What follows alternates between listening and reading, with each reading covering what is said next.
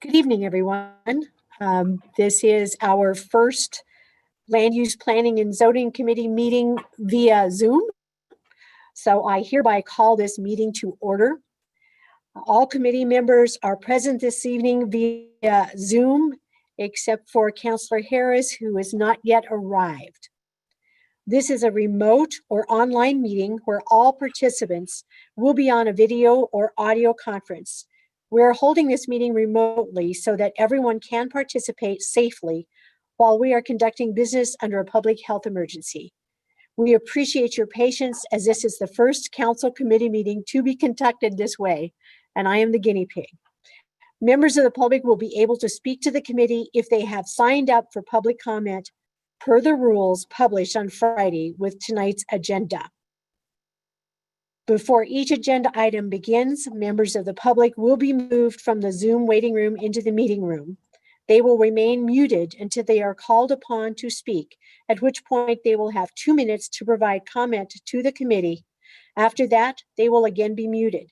Between each of tonight's agenda items, members of the public will be moved in and out of the Zoom waiting room accordingly. And remember, all people who had to sign up for the meeting tonight by 2 p.m. today per previously published rules. So now we will move on to agenda items. First and foremost, we will agenda item 078. We're going to move that to the beginning, and the sponsor has asked that that item be deferred until the August LUPS meeting. So members, I make a motion per the sponsor to defer until August LUPS meeting, defer 078. Second. I have a motion and a second. All in favor, please raise your hand and say yes. Yes. Yes. That motion passed on a 4-0 vote. We will now move on to agenda item A06. Will the Zoom moderator please move in all members of the public who signed up to speak for this item? And this will take just a little while. And let me remind you all that there will be one warning if inappropriate language or conversation not pertinent to the topic is discussed. There will be one warning. If there is another violation, you will be muted and be taken out of the call.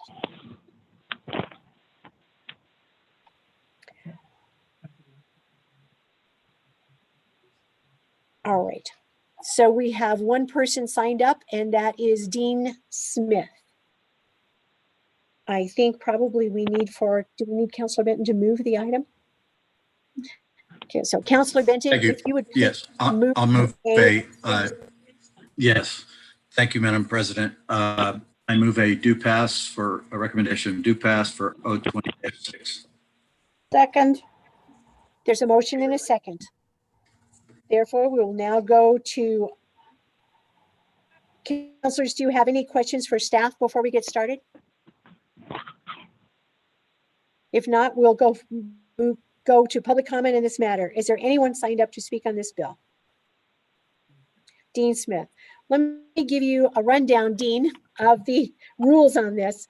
Public comment ground rules. Comments are to be addressed to the committee members only.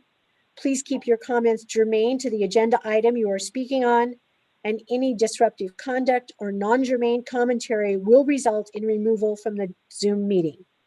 There will be a 2-minute time limit. The timer will start once you begin speaking, then a bell will ring at the 2 minutes indicating your time is up. Councilors, are there any questions or comments before we get going? Okay, Dean, you're on. Conduct or non-germane commentary will result in removal from the Zoom meeting.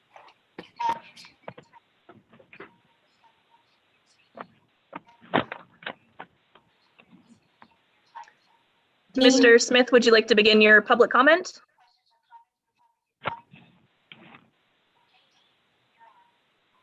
Good afternoon.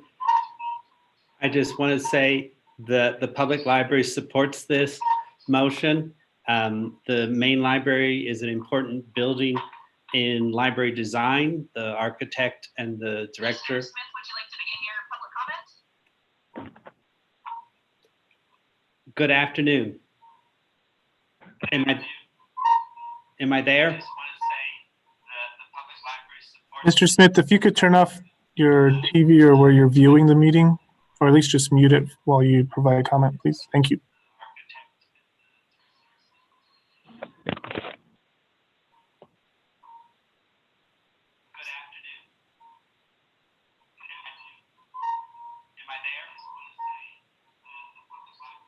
Mr. Smith, if you could turn off your TV or where you're viewing the meeting, or at least just mute it while you provide a comment, please. Thank you.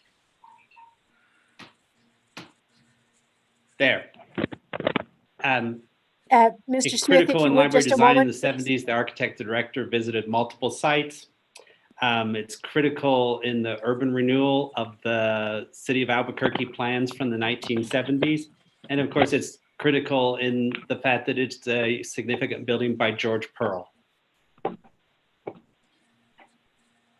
And Thank you, that's Mr. the Smith. end of my comments. Thank you, Mr. Smith. And Councillor Benton? Yeah, I apologize, Smith and counselors. I probably should have given the intro on this.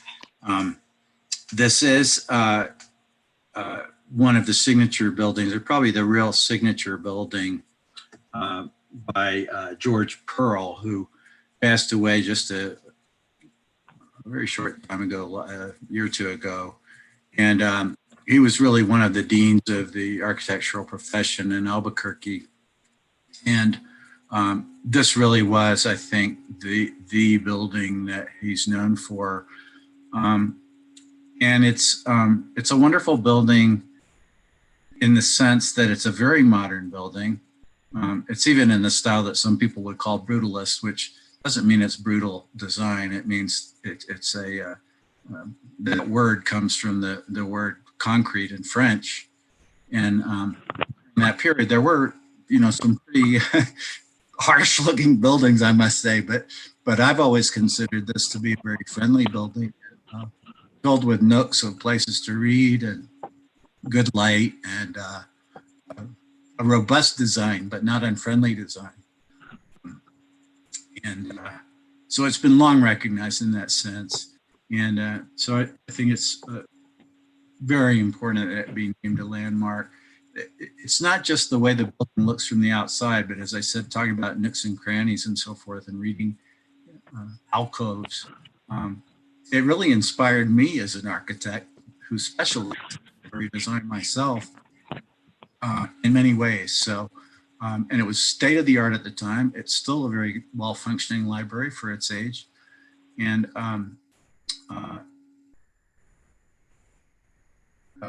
Mr. Pearl put a lot into it. I don't remember who the library director was at the time, but obviously did a lot of research about how a library needed to work.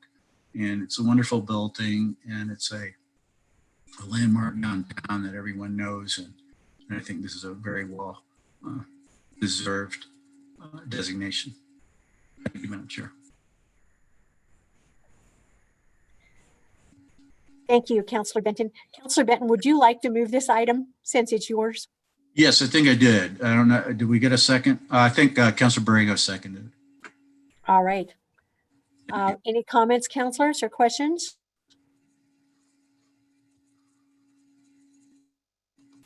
And no more speakers? Okay. In that case, there's been a motion and a second on 06. All those in favor say yes. Yes. Yes. Madam Chair, we need to take a roll call vote for these Oh, yeah. items. So city staff here will begin the call for those votes now. Councillor Benton, Yes. Councillor Borrego, Yes. Councillor Gibson, Yes. Councillor Jones. Yes. That passes on a 4-0. Thank you. Thanks, everyone. And congratulations, Councillor Benton. I think this is a very, very good move to do this for this library and for the city. And And everyone that's listening or trying to pay attention, I apologize. This is my first as the chair of something like this, and it's a little bit confusing, so I will get it. So now we are moving to agenda item B, which is R28. I'm going to ask the Zoom moderator to please move in all members of the public who have signed up to speak for this item. And I just learned there are no speakers on this item. So Councillor Benton, would you like to introduce and speak to R28? yes, thank you, Madam Chair. And Shanna Schultz is here, I think. Well, let's see who's going to speak to it from the administration. Carrie Barkhurst, perhaps, or Petra. Are you? I'm sorry, Petra. But just quickly, a little bit of history on the Bike Boulevard. It was first introduced by Councillor Michael Cadigan back, I think, sometime now, 2009. And Mike used to always joke and said, you know, oh, I did that just so I could get an easier ride into downtown and go across the Montano Bridge and go on the Bike Boulevard. But anyway, he'll be mad that I said that if he hears about it. But anyway, it is and remains a great concept and has been a pretty good success. And under Councilor Garduno, the segment east of Yale was completely updated with modern standards, which they have changed quite a bit in those 11 years or 10 years in his case. So they updated it and made it a much better functioning street. And we kind of took a look at that for the rest of the route, which goes west of Yale and goes down through Buting Highland neighborhood and through downtown and through the Reynolds neighborhood and through the downtown neighborhood and West Old Town over to the Bosque Trail. So it's an important connection, and consultants did a great job, but I'll let Petra take it from there.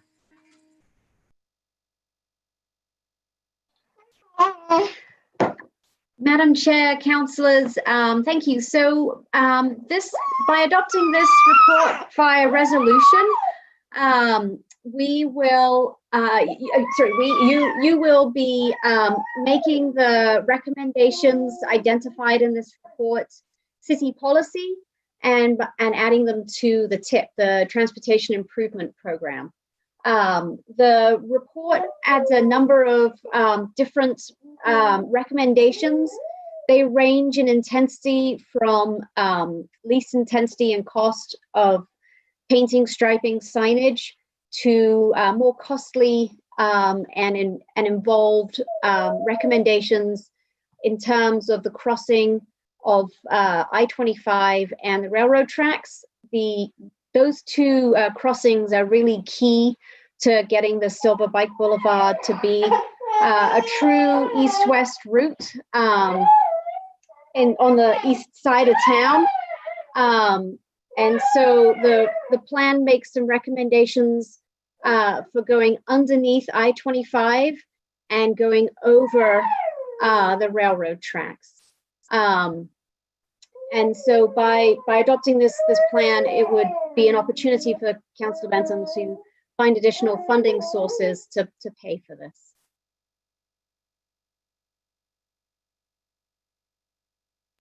And Madam Chair. Yes, Councillor Gibson, or Councillor Benton, sorry. So yeah, the important part of this are two keys. That there was never a complete connection of the two segments of the Bike Boulevard, east and west of I-25 and the railroad tracks. So the railroad tracks and I-25, as you can imagine, have long stood as kind of a real challenge in terms of the connectivity of the trail. So this plan, I think one of the most important things about this plan is it solves that problem. It does create a either protected lanes or a nice calm street, which most of Silver is. But when you reach the railroad tracks, of course, you don't get across on Silver, and the same thing for I-25. So this does provide a two-way cycle track on the railroad overpass. There's a room on that overpass at LED, a lot of extra room where a two-way bike facility can go onto that overpass. And then similarly, or sort of similarly, uphill at I-25, there's enough width Isaac also. in the Padilla. underpass to accommodate a two-way bike track. So that's how it connects, and it takes you through a really beautiful neighborhood and historic neighborhood in Huning Highland, and then back up to other beautiful historic neighborhoods. So it's a great, really good plan. I really commend the DMD for working with us, and also the State Highway Department, District 3, for their help with it, because they have jurisdiction over the frontage roads there at I-25 and the northbound and southbound roads, which are connected to this. So we really appreciate it. It was really good multi-jurisdictional work. So I want to thank everybody who did that. Thank you, Counselor. Are there any other questions from counselors?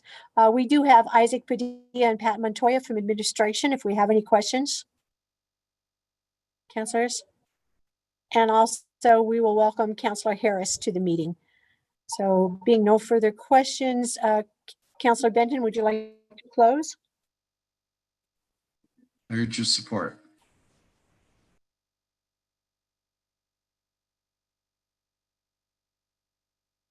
All in favor of a do pass? We will do a roll call and please respond. Counselor Benton, Yes. Counselor Borrego, Yes. Counselor Gibson, Yes. Counselor Jones, Yes. Counselor Harris. Yes. That passes on a 5-0 vote. Thank you, counselors. That passes, and we'll move on. Next item was number C was 078, and that has been deferred by the sponsor until August meeting. Next on the agenda is item D, R27, and we'll ask the Zoom moderator to please move all members of the public who signed up to speak for this item.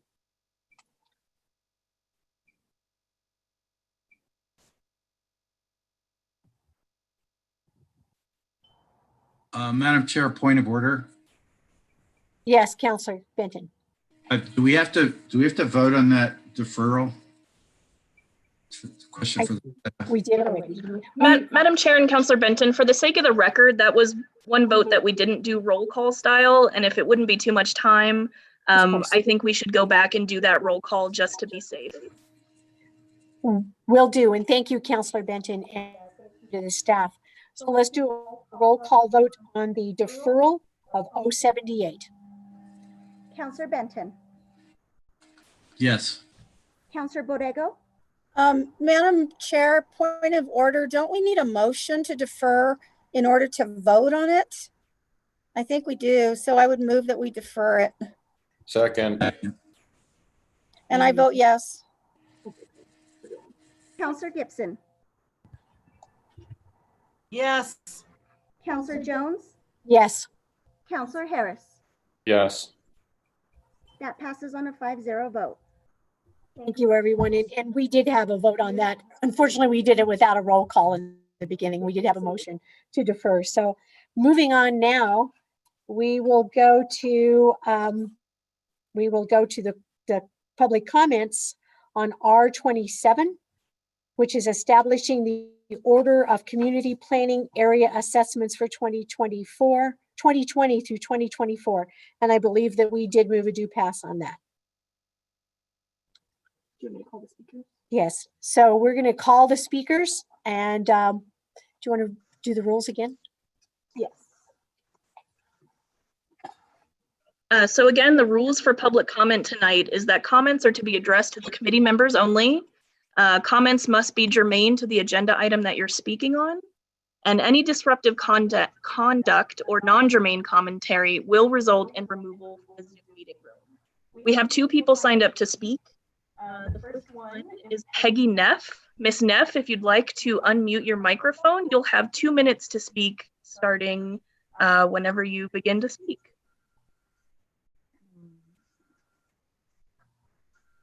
Can you hear me okay? Yes, Ms. Neff, we can hear you. Hi, good afternoon, counselors. Thanks for doing this. I feel incredibly privileged. My name is Peggy Neff. I am not representing West Laqueva Neighborhood Association. West Laqueva Neighborhood Association really no longer exists as a vibrant community. It's basically a click on Nextdoor. Our folks have been discouraged, exhausted. The whole thing about our sector plan not being incorporated into the IDO, as you know, the history of our background. But anyway, I would like to speak to 2027 in regard to the dual mapping that is in the IDO that does not follow city council districts. I've spoken with Councilor Davis and with Councilor Bassan's assistance on this, and with Councilor Winter and with District 4 and with my community. I don't think that the use of a separate set of maps helps the development of neighborhoods. And I think neighborhoods are really important. I sincerely oppose the use of an alternative mapping system, as it doesn't match up with city council districts in regard to representational tasks. I've tried to address it many times. I've not had any feedback from the ONC or from planning about why and how these were established outside of the parameters of the city council districts. Social discontent comes when the public feels that they are not represented. Let me say that again. Social discontent comes when the public feels that they are not represented. By using a second set of maps for representational tasks, the city planning department confuses, confounds, and establishes great potential for misperceptions, wrongful interpretations, and false neighborhood goals. It duplicates in a perplexing way one of the most important tasks in front of us: to secure feedback from communities, both from established neighborhood associations and from those that are yet to form. This guarantees. Have you cut me off? Am I cut off? Thank you, Ms. Neff. And Councilor Benton would like to ask a question. Councilor Benton, you're muted. Always. Question for staff. This order and this concept of the community planning areas and even the map for the community planning areas, it's actually been city policy since 2017. Am I correct? Madam Chair and Councilor Benton, yes, and even slightly before then. The community planning area assessment map was adapted from a map that existed in the comprehensive plan prior to 2017. The boundaries were slightly adjusted to better align with current census tracts, but this is not necessarily a new concept to the 2017 comprehensive plan, much like the centers and corridors concept was not new to the 2017 comprehensive plan. So this is an existing idea that we are finally actually pursuing as a city to get some small area planning and get city staff with their boots on the ground in our communities. Madam Chair, but am I right, Ms. Schultz, that the aside from minor adjustments, it's more than a concept, it's part of the comprehensive plan, which is city policy? Madam Chair, Councilor Benton, yes, this map was adopted with the comprehensive plan, and what we're discussing tonight is not the boundaries of those 12 areas, but rather the order in which the city will spend several months at a time doing planning work in those communities. It would take an amendment to the comprehensive plan to change that map at this point. Madam Chair. Councilors, excuse me, we have a hand up, and that would be Councilor Gibson. And Councilor Borrego, did you want to speak after that? Would you raise your hand, please? So I won't forget you. Thank you. Councilor Gibson. Thank you, Madam Chair. And actually, if we have one more speaker, I can wait until the public commentary is over. I'll have a question for staff as well. Thank you, Councilor Gibson. If you'll put your hand back up, I'll talk to you when that happens. Councilor Borrego. I would also wait until the next speaker speaks, and then I'd like to ask a question. Thank you. So would you call the next speaker, please? Yes, Mr. Dan Regan, you are our next speaker. Please feel free to unmute your microphone and turn on your camera if you wish. And your 2 minutes will begin when you start talking.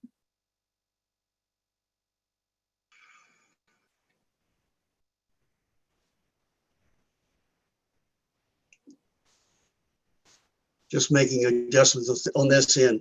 Lots of members, I appreciate the opportunity to speak. There is a clear perception of the D4C neighborhoods that the CPA evaluation results concluded that North Albuquerque is in better shape than many other areas and therefore can wait until the end of the 4th year to have its needs addressed. However, the major purpose of this entire CPA assessment process has been to understand which aspects of zoning, read IDO changes, need attention so that the goals of the comprehensive plan are met. From a zoning development perspective, North Albuquerque is far from a settled or steady state reality. Interest in commercial properties are big and still are along Del Norte, Alameda, Montgomery, Wyoming, and Eubank. And if it takes 4 years to get any focus on the zoning needs in this area and the council keeps using IDO streamlining as a steamroller, flattening the interest and input from residents down to a compressed 1/4 inch, you will hurt a vital part of this city. An example of the streamlining, steamrolling can be seen in the projects that would dump 4 stories of 93 tiny apartments on 2.8 acres in the middle of a single family homes and think that this is in line with what the comprehensive plan had in mind. I don't know how to resolve this unless the council would be willing to make a conscious note and have a prescribed quarterly check-in with the coalitions in the CPAs that are in the 3rd and 4th years out and report the results at the check-ins. I hope I came across with my voice, and thank you for your attention. Thank you, Mr. I couldn't Regan. hear myself. Thank you, Mr. Regan. Thank you for your comments. Now we'll go back to questions from the councilors. Councilor Gibson, you're first. Thank you, Madam Chair. So, actually, I have a couple of questions. So you can cut me off after 1 or 2 if you want, and I'll wait in line again. But first of all, I just want to make clear that that the order of the CPAs does not preclude any other work that would be going on. For example, if one of the areas in my district actually is in the 3rd group to be looked at, and if there was a need up there, a pressing need that we wanted to look at, have investigated, change, maybe we wouldn't have to wait until the 3rd visit by planning and our planning staff. So I just wanted to make that really, really clear. That doesn't stop the planning work in all other areas of the city. It's just that the deep dive is done during that time. But there is, each area is in some way, shape, or form unique.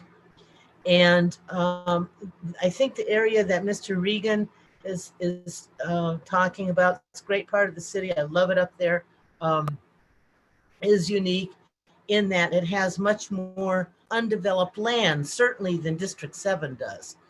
And so, I guess I'm wondering if our planning staff or the planning department, frankly, either one, if they had considered vacant land in making the calculations, which I also agree with Councilor Benton, we're done very methodically and non-politically, which I really, really appreciate that about our planning staff. But the question I'm posing is, if one of the criterion that was used to develop a timeline, had been undeveloped property, would that have changed the order in which they appear now? Counselor Gibson, would you like to ask that of one of our planning people? We have several here. Would you like for them to answer that? Yes, I see Shanna is nodding her head. So, and Petra is, either one of either one of our planning staff would do, I'd love to. Thank you, Counselor. Which of you would like to answer that? Shanna? Yeah, Madam Chair, Counselor Gibson, I can answer that question. Before I dive into the answer to that question, let me talk a little bit about how the planning department came to this order as kind of a backdrop for this conversation. So they used data points that they called priority indicators that are what I would think of as objective data points to determine how soon an area should be looked at. That list of priority indicators is in your packet, but I'll give you an example of a couple. For example, poverty rates. So if a CPA area has a high percentage of population with income below the poverty line, that is going to shoot them up in the priority matrix. Access to transit services is another data point they considered. So the percentage of households within a 5-minute walk, that's about a quarter mile of a bus stop. CPAs that have low access to transit shot them up in the priority matrix index. Councilor Gibson, your specific question was, in all this data that the planning department considered, was vacant land one of them? And it was not. I think the closest data point that we might be able to get to that is they did consider the number of building permits that were approved in over a 12-month period, but that doesn't necessarily correlate to building permits on vacant land by any means. So the direct answer to your question is no, that is not one of the data points that the planning department considered. So, and if I may, Madam Chair, just a little bit of a follow-up. Yes, please, Counselor. So thank you for that. That's very enlightening. So I guess my question was a little tiny bit different than that. My question is, if you all had considered vacant land, undeveloped property, or property that hadn't been redeveloped for a long, long time, just dirt, would that have changed the order that we're looking at now for the CPAs? Madam Chair, Councilor Gibson, without running those numbers directly, I think it's hard to say, but it would certainly influence the order one way or another. I mean, any new criteria we add and assign a priority to could shift the data.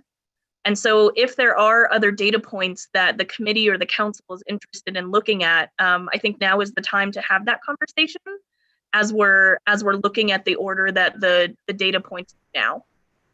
Okay, Madam Chair, I just have one more and then I'm gonna stop. All right. And that is, so would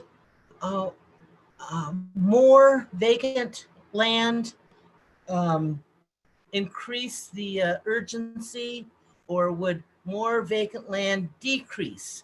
Which Madam Chair, Councilor Gibson, I think off the top of my head, what I would say is an abundance of vacant land would indicate that there's potential development for that area.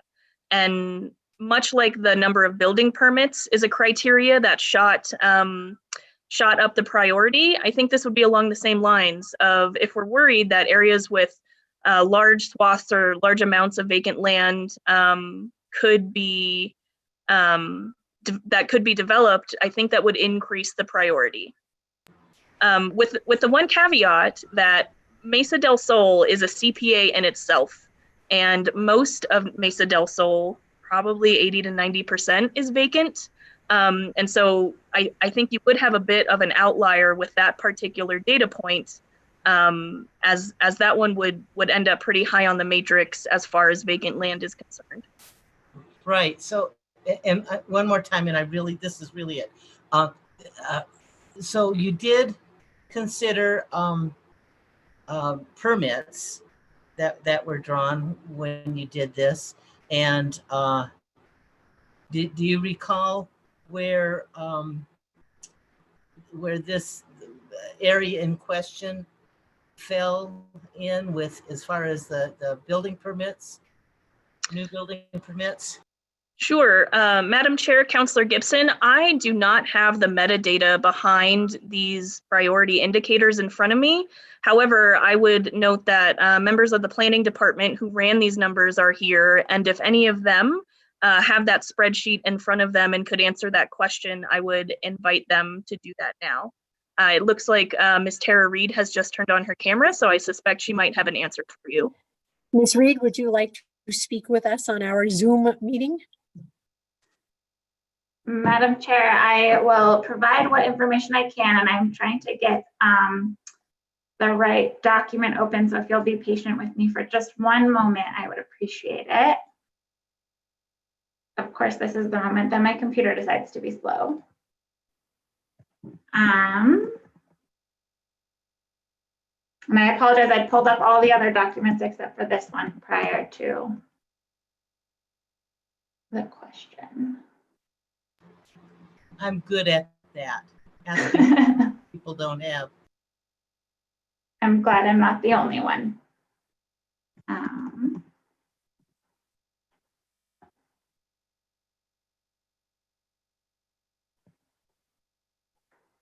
All right, so just to clarify the question, Madam Chair and Councilor Gibson, you wanted to know where the North Albuquerque CPA fell in terms of building permits. Is that the question? Yes, ma'am. If you have that, that would be great. I do. So the North Albuquerque community planning area fell slightly above the average for the number of building permits for the period that we looked at, which was a year leading up to when we did the analysis. And so it was about fourth just in terms of building permits after the West Mesa and Northwest Mesa and Southwest Mesa. And I would just note that we looked at all building permits as a totality. And so you see much higher numbers on the West Mesa and Northwest Mesa, largely because you see a lot more single family. So each development is one building permit, as opposed to in other parts of the city where a commercial business permit or an apartment might come in as an apartment complex might come in as one or fewer building permits. So that definitely was a factor in looking at North Albuquerque, but it was not the highest of all of the CPAs. Thank you very much, Ms. Reed. Thank you, Chair. Thank you, Councilor Gibson, and thank you, Ms. Reed, for that. And next we have Councilor Borrego. I just want to ask Councilor Gibson if she's done. Okay, so I have a couple of questions with regard to, and I'm glad Councilor Gibson brought up the issue of vacant land, because it got me to thinking about the west side and the three districts that are out here that are more kind of in a regional area. And it makes me wonder, you know, if we looked at the planning areas more regionally, and you have vacant land, the conglomeration of vacant land that we have on the west side is quite a bit, and they're pretty closely related. They're pretty close to each other. So I'm just wondering how that would change sort of the whole criteria that we're using. The other thing that I was interested in knowing, Shanna, and I asked you this morning, is when were those building permits, what years were those building permits taken from? And I wondered if you had time to find that out.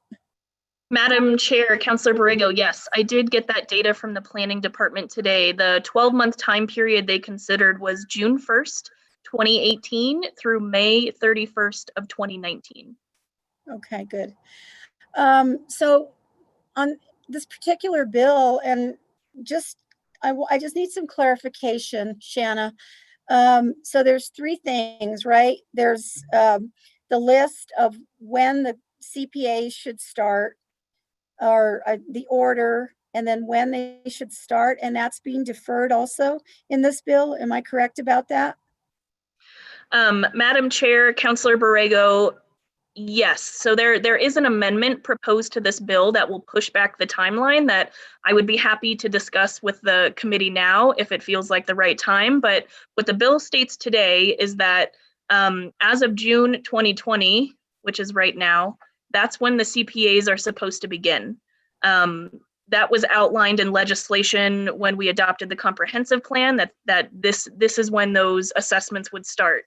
However, Councilors Jones and Councilor Benton do have an amendment to this legislation tonight to push back the start of the CPAs due to the COVID-19 public health emergency.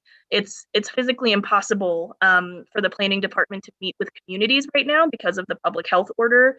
And while they did consider doing things like Zoom meetings and phone calls to communities, that wasn't a very equitable choice when some of the communities, especially first in the order, might not have access to those tools. So the resolution as it stands right now without the amendment contemplates a start date of June 2020. The amendment that is on the floor tonight, I suppose it hasn't been moved yet, so it's not technically on the floor, will push those back to February of 2021. That's about an 8-month delay, and in those 8 months, the planning department will do some capacity building with all of the CPAs in preparation for those to begin.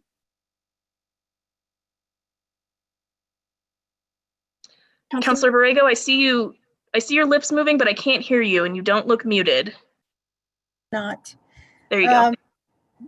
So the planning department in the next 8 months will be working on what exactly? Madam Chair, Councilor Borrego, our friends from the planning department are here. Would they like to discuss the details of what the intention is over the next 8 months during this capacity building time? It looks like Ms. Renz Whitmore is here to give some details on that. Thank you. Welcome, Ms. Renz Whitmore. Go right ahead. Good afternoon, Chair, Councilors.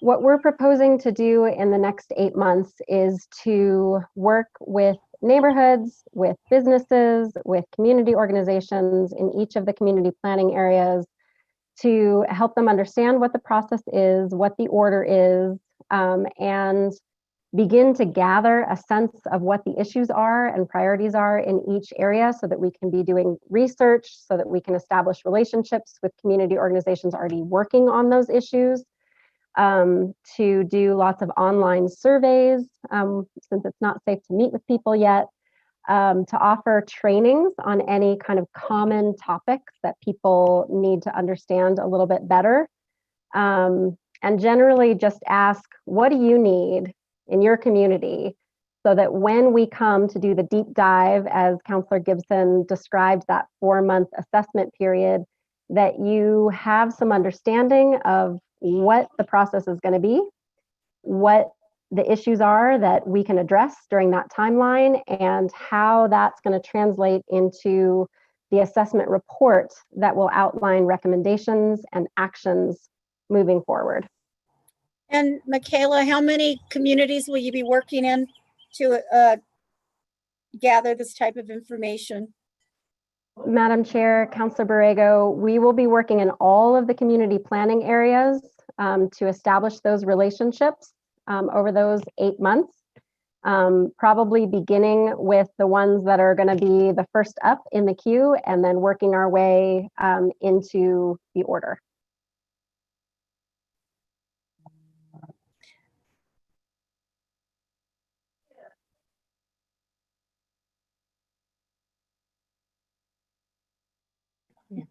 Councilor Borrego, we can't hear you.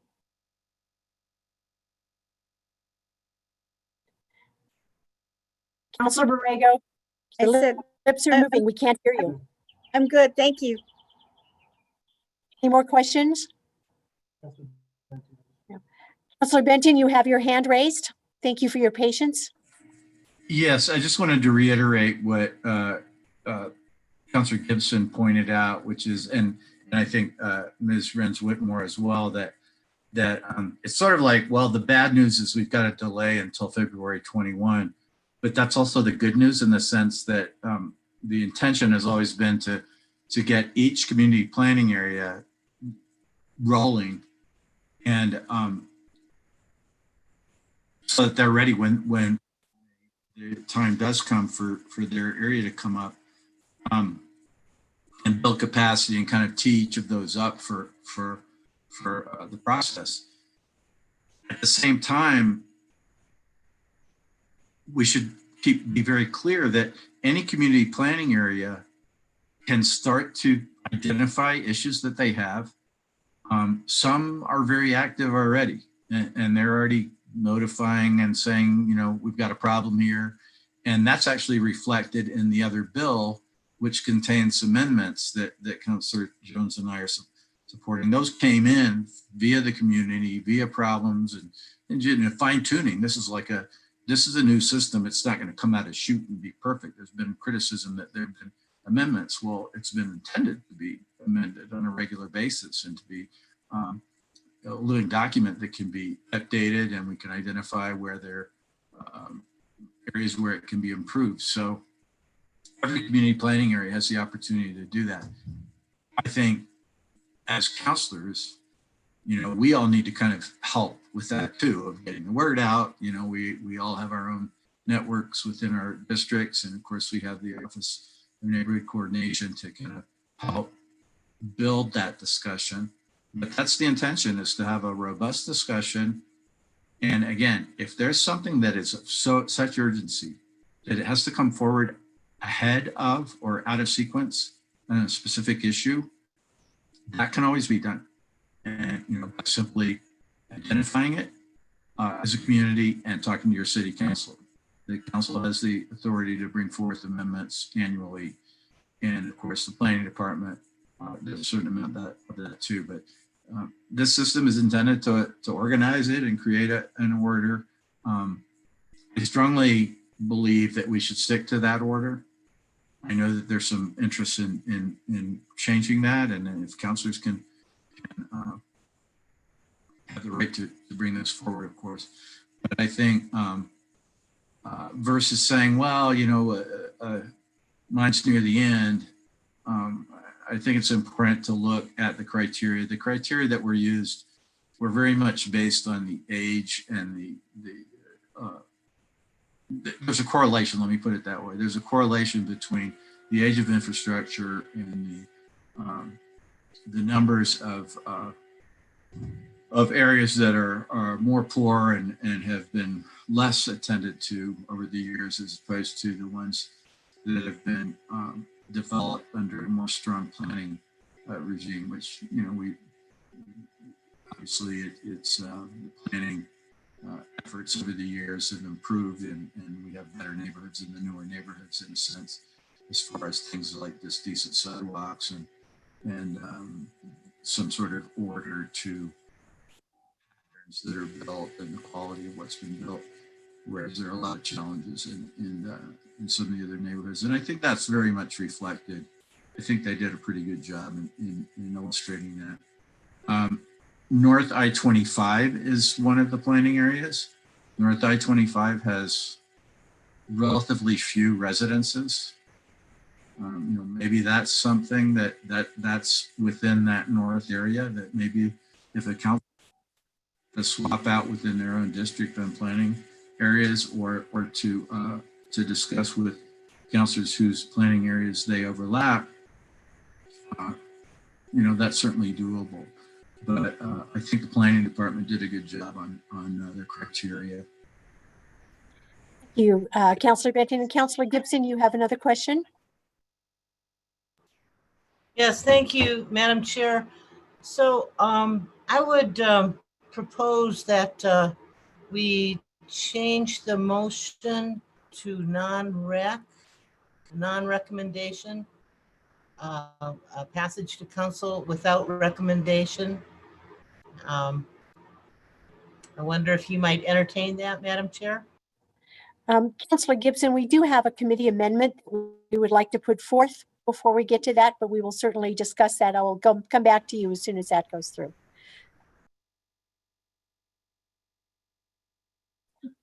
Councilor Benton, would you like to introduce the amendment?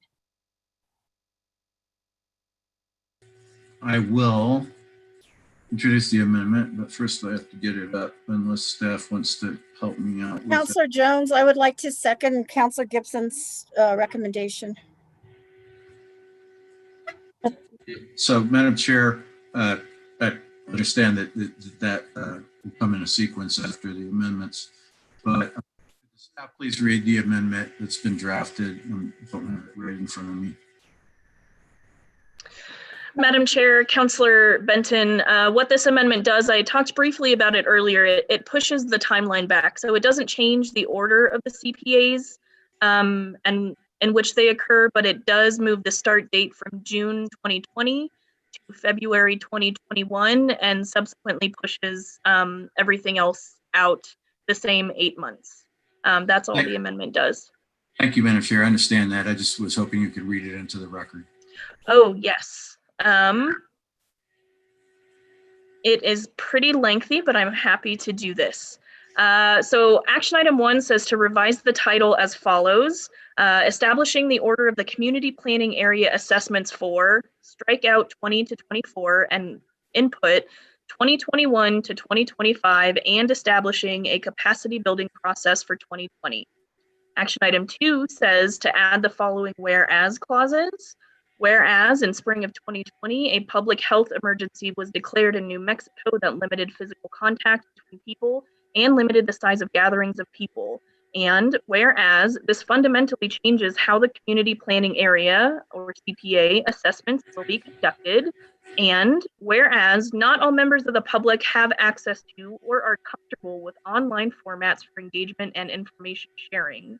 And whereas the CPA assessment process is intended to be an open and inclusive public process, and whereas the original proposed start date for the CPA assessment was June 2020, and whereas this start date is revised to February 2021 in order to maximize social distancing in this public health emergency, and whereas the CPA assessment order shall be decided prior to the start of each 5-year cycle. And then the third action item, Madam Chair and Councilor Benton, provides the new order of the CPAs based on that 2021 through 2024 start date, with, of course, the 5th year in that cycle being a full year dedicated to the update of the comprehensive plan. And then lastly, second to lastly, let me correct myself, there's an addition to section 2 of the legislation that will now read, the first cycle of CPA assessments shall begin in February 2021 and shall end in November 2024. Planning staff shall focus on building capacity and developing awareness within the 12 community planning areas in 2020 in preparation for the CPA assessments to begin in February 2021. Capacity building will occur online, via telephone, and via mail, and will commence in person when it is deemed safe to do so. And lastly, the final thing this amendment does is it replaces the exhibit attached to the legislation that outlines the order to support the revised date. I move the amendment, Madam Chair. I'll second. There's a motion and a second for amendment number 1. We'll do a roll call vote on that, councilors. Counselor Benton, Yes. Counselor Borrego, I'm going to vote yes, but I have some clear direction that I would like to give the staff when this comes to full council regarding that extension. okay? Thank you, Councilor Borrego. Counselor Gibson, Yes. Counselor Jones, Yes. Counselor Harris, Yes. that passes on a 5-0 vote. Thank you, councilors. Do we have more action on this item? Just the final vote. Okay, so last on this item, R27 is to move a do pass as substitute, as amended. Madam Chair, I believe Counselor Gibson wanted to entertain a motion of no recommendation. Is that correct, Counselor Gibson? Yes, I would move a do pass without recommendation on this. Is there a second? Second. Counselor Harris, a second? That was me. Sorry, here I am. Yes. Here I am. So there's a motion and a second of without recommendation on R27 as amended. And we'll take a roll call vote on that also. Counselor Benton, Yes. Counselor Borrego. Counselor Borrego, Oh, yes. Counselor Gibson, Yes. Counselor Jones, Yes. Counselor Harris, Yes. and that passes on a 5-0 vote. Thank you, counselors. We are now moving on to our last item on the agenda. On E. Madam Chair, point of order. I think Councilor Borrego wanted to give some staff recommendations on that, and I wanted to say something about my vote and my. Thank you, Counselor Benton. Thank you. I didn't realize that was now. I thought it would be when we voted on it. Counselor Borrego. Yeah, I would like to ask the staff to look at areas that have vacant land and to do an assessment with the criteria that you have already established to see how that would change. And I could come forward to council with an amendment on that, but I think that it's important that we look at especially when the entire west side, and then we have Mesa del Sol, and we have areas in North Albuquerque Acres. And I think that when we're not comparing apples we are comparing apples to oranges, because we have areas that are already developed and areas that are not developed. So I think that we might need to have a different lens to look at some of these areas. So I would ask, and I will bring an amendment forward regarding that to the city council meeting. Thank you, Counselor Borrego. And If I could. now, Counselor Benton. Yes, I just want to say, I did support the no recommendation. That gives counselors going almost the 29th. So it gives a good amount of time to look into this. So as opposed to amending it on the 29th, I just wanted to say that we've waited for this list for a long time. It was finally sent down by the administration. We know it existed for a while, but it was just not being released. And that's unfortunate because it has sort of pushed us back. But at the same time, I think it's really important that staff get moving on these areas, and it's really important that we determine how this be done. And certainly, I think it's a valid question about open land and so forth, but I want to point out that much of the center city was developed with no zoning, without zoning. And these are the places where we had the most contentious issues with regard to land use and the most complex because of the patchwork of land uses. And we can't turn back the clock to 1959 and think that we can rezone people's property against their will. It's just not done, whether we like it or not. That's not, constitutionally allowable, essentially, under the U.S. Constitution. So that's one of the reasons I believe that first of all, that some of these areas have developed into areas of poverty that are very in close proximity to industrial uses and so forth.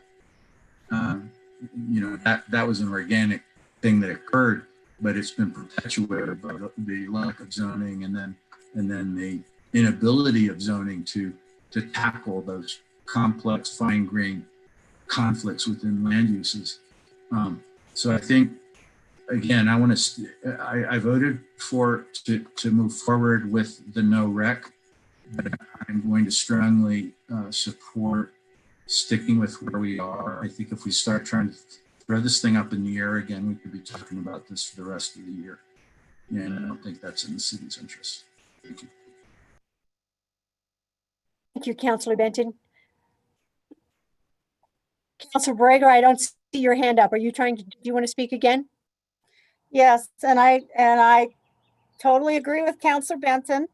The question that I have is that we don't have criteria in this sort of list for vacant properties. And I think that's, not to say that we're going to slow anything down. I'm fine with the list. I'm not questioning that.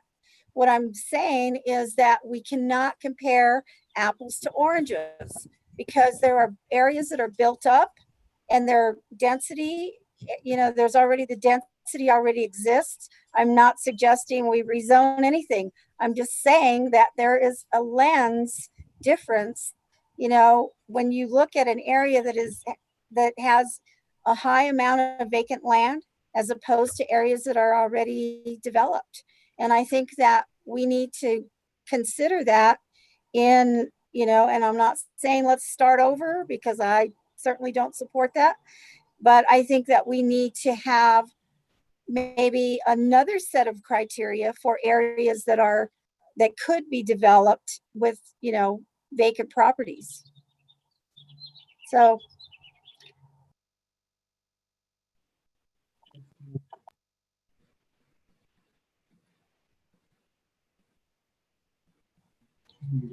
Councillor Borrego, I think you're muted and we can't hear you.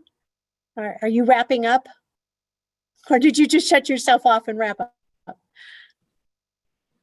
Councillor Borrego, you are muted.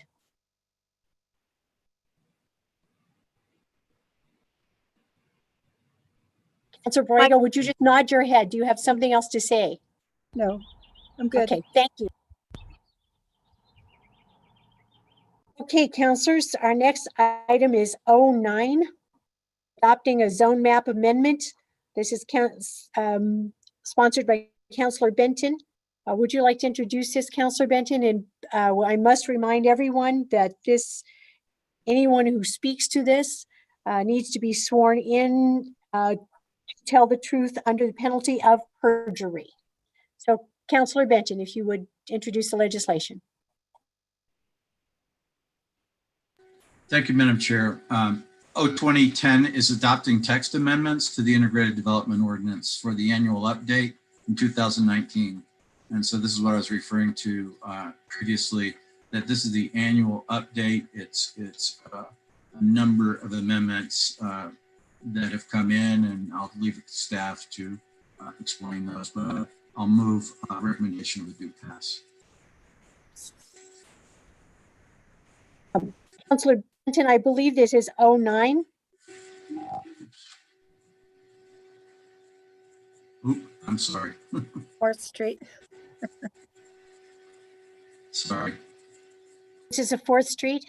I'm spoiled. I'm used to having a piece of paper in front of me printed out by the council staff. Complex. Okay.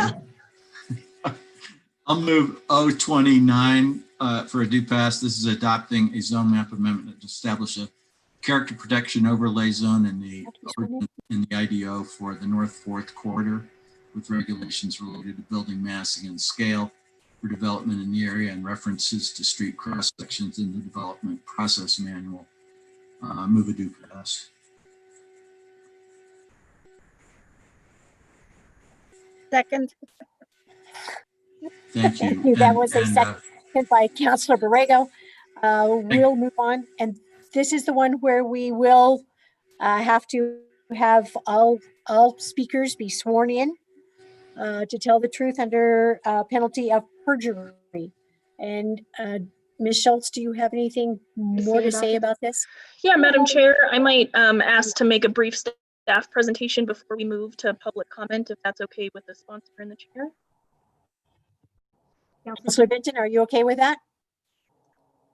Or just a point of order, doesn't Yes. everyone, including staff, have to be sworn in at this point? Yes, Madam Chair, Councilor Benton, my next suggestion to the chair was going to be to ask any staff member who may speak to this item to raise their right hand now, and the chair can ask if we swear to tell the truth under penalty of perjury. Thank you, Councilor Benton and Ms. Schultz. So everyone in staff who might be asked to speak, do you swear to tell the truth under the penalty of perjury? I do. I do. Thank you. Great, thank you, Madam Chair. So this is a proposal to adopt a character protection overlay in the integrated development ordinance. While this does deal with the IDO, this is separate from the packet of amendments that you will be shortly considering. This took a separate review and approval process due to the quasi-judicial nature of the request. So if adopted, this would create a new CPO for what we're calling the North Fourth area. The boundary for the CPO was adapted directly from the now rescinded North Fourth Rank 3 corridor plan. So it's the same map that was adopted in that plan about a decade ago. What this CPO proposes to regulate is mostly building mass and scale. There has been quite a bit of development along the corridor over the last several years that the community feels is not aligned with the existing character of the area. And so what's in the CPO are regulations that will allow future development to stay within the character of the existing area. So I'll talk briefly about what those regulations are. First, maximum building height for properties zoned MXM or higher, so that's MXM, MXH, and all of the non-residential or NR zones, will be limited to 55 feet with no height bonuses allowed. So right now the IDO does allow for height bonuses of either 12 or in some cases 24 feet. If you do things like structured parking, you can get underground structured parking, you can get a height bonus for that. And if your development contains workforce housing, you could get another 12-foot bonus for that. So those will not be allowed in the CPO area. The other thing this CPO does that we took from the Rank 3 plan, the now rescinded Rank 3 plan, is that if more than 165 feet of frontage along 4th Street is being developed, so we're thinking about a half a block. So if you're developing half a block or more, 1/3 of that development, so 1/3 of that 165 or more feet, will be limited to 45 feet in height. The purpose of that regulation is to kind of break up the building a little bit and require some variation in the height if you're having a pretty large scale development occur. There is also a step back that will be required. So if the building goes over 30 feet, which is about 2 stories, the building will have to step back 6 feet. And I think that gets at the same concern about having just a massive building along 4th Street. So it wouldn't create what we call a wall sometimes, or a canyon. Lastly, the CPO will provide a reference to the development process manual. The development process manual was just recently updated and signed and made effective by the CAO. And in that development process manual, there are roadway cross sections that will tell developers how the roadway and the right-of-way needs to look when they're developing adjacent to it. The purpose of that is that plan contemplated wider sidewalks, room for on-street parking and bike lanes in some areas. And now that that's formally in the DPM, the IDO section regarding this area of the city will point to that to ensure that those cross sections are realized. Council planning staff held a public meeting on this item on October 2nd of 2019. It was attended by about 50 community members. Community members are generally supportive of this request. There were lots of good questions at that public meeting, but people were generally excited to see something different on the corridor. This also had 2 hearings before the EPC. The first one was on December 12th of 2019, where the item was deferred so that we could work on the regulations a little bit more. And when it was brought back on January 9th of 2020, the EPC recommended approval of the request. With that, I'll stand for any questions from members of the committee, and if there are none, we could move to public comment. Thank you, Ms. Schultz. Are there any questions from the committee? In that case, we will move to public comment, and each person will be sworn in before they're allowed to speak. Would you call the speakers, please? Yes, the first speaker on the list is Miss Loretta Naranjo Lopez.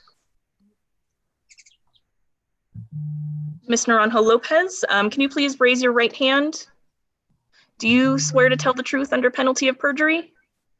I do. Great, please proceed. So my name is Loretta Naranjo Lopez, and I'm the president of Santa Barbara Martinez Town Neighborhood Association. I'm also a member of the Historic Neighborhood Alliance, Albuquerque Interfaith, and Martinez Town Work Group. We're asking the City Council and the City of Albuquerque to cease and desist the perpetuation of systemic racism against communities of color. In the City of Albuquerque, communities of color are disproportionately zoned for toxin-emitting industry or are zoned for higher density compared to that of wealthier communities. Research has shown over and over that where you live determines your life expectancies, access to good education, environmental health. Inequitable zoning is environmental racism, leading to disparate public health and environmental health concerns for the communities of color. On the CPA, we've requested, at that time, James Aranda attended with Francine, I think was the person's name, to go back and ask that we have some teeth to this community plan area. We don't want them to be coming to us and just putting together a document that isn't going to address our issues. And we're saying we want our sector plans back. We want the pre-IDO public process back. And in 1959, it was a law that my house that was built in the 1800s as a residential single family dwelling was to be zoned as residential. And those are the rest of the homes here, which happens to be the Martinez family, the Cedillos, the Bacas, all of them are from the Martinez family. They all had single family dwellings, which is predominantly in this area. The city had, under the law, the obligation to protect us from any incompatible. Mr. Naranjo Lopez, your time is up. We're asking that these CPAs, your time is up. I'm finishing. I'm just saying we're asking that you come back with a plan that addresses our issues and not place it on the shelf and ignore us.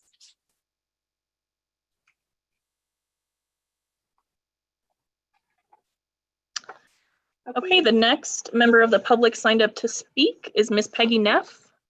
Miss Neff, are you here? Yes. Thank you. I'm not very strong at this test.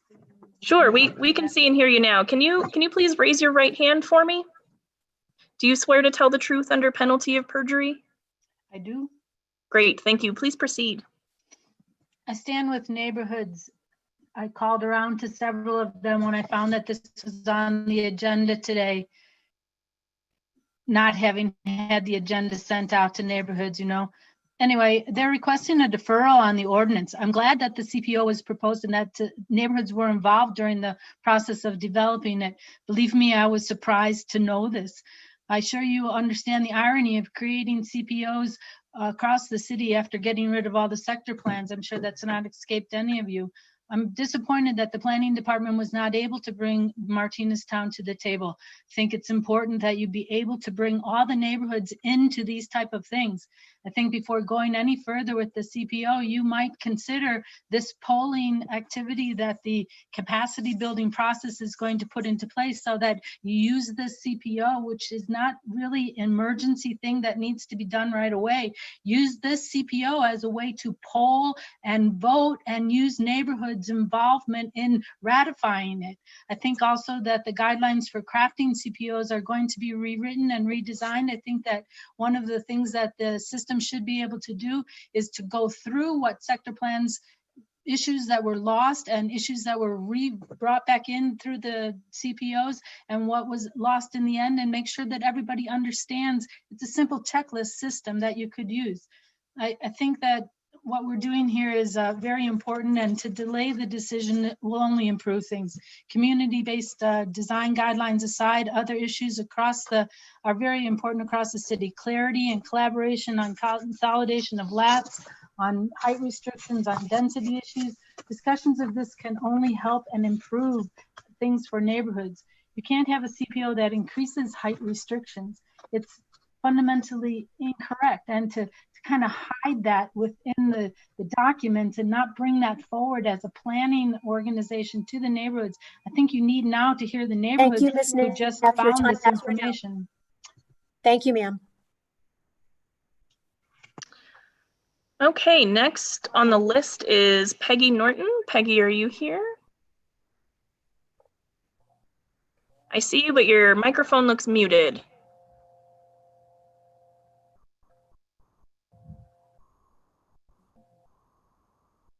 It is still muted, but I see your lips moving.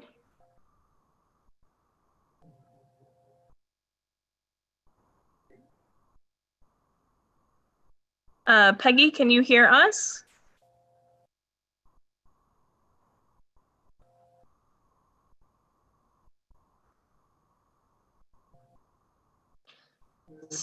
Sorry, Peggy, your microphone is still muted.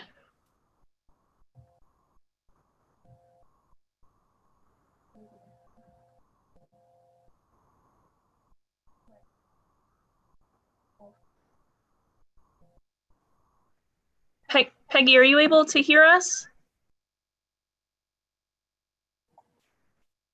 Peggy, nod your head if you can hear us.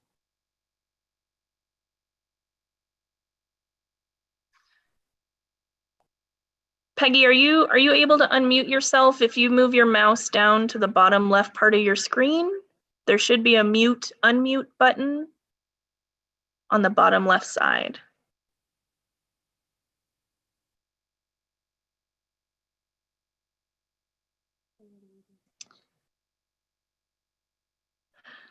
Peggy, we still can't hear you. I'm sorry. Committee members, might I recommend that we move on to discussion, and if Ms. Norton is able to unmute herself during the discussion, then we can come back to public comment. That's a great suggestion. I think we will move on, Ms. Norton, and we will see if you can come back on and get your speaker. We'll come back to you after discussion. Thank you.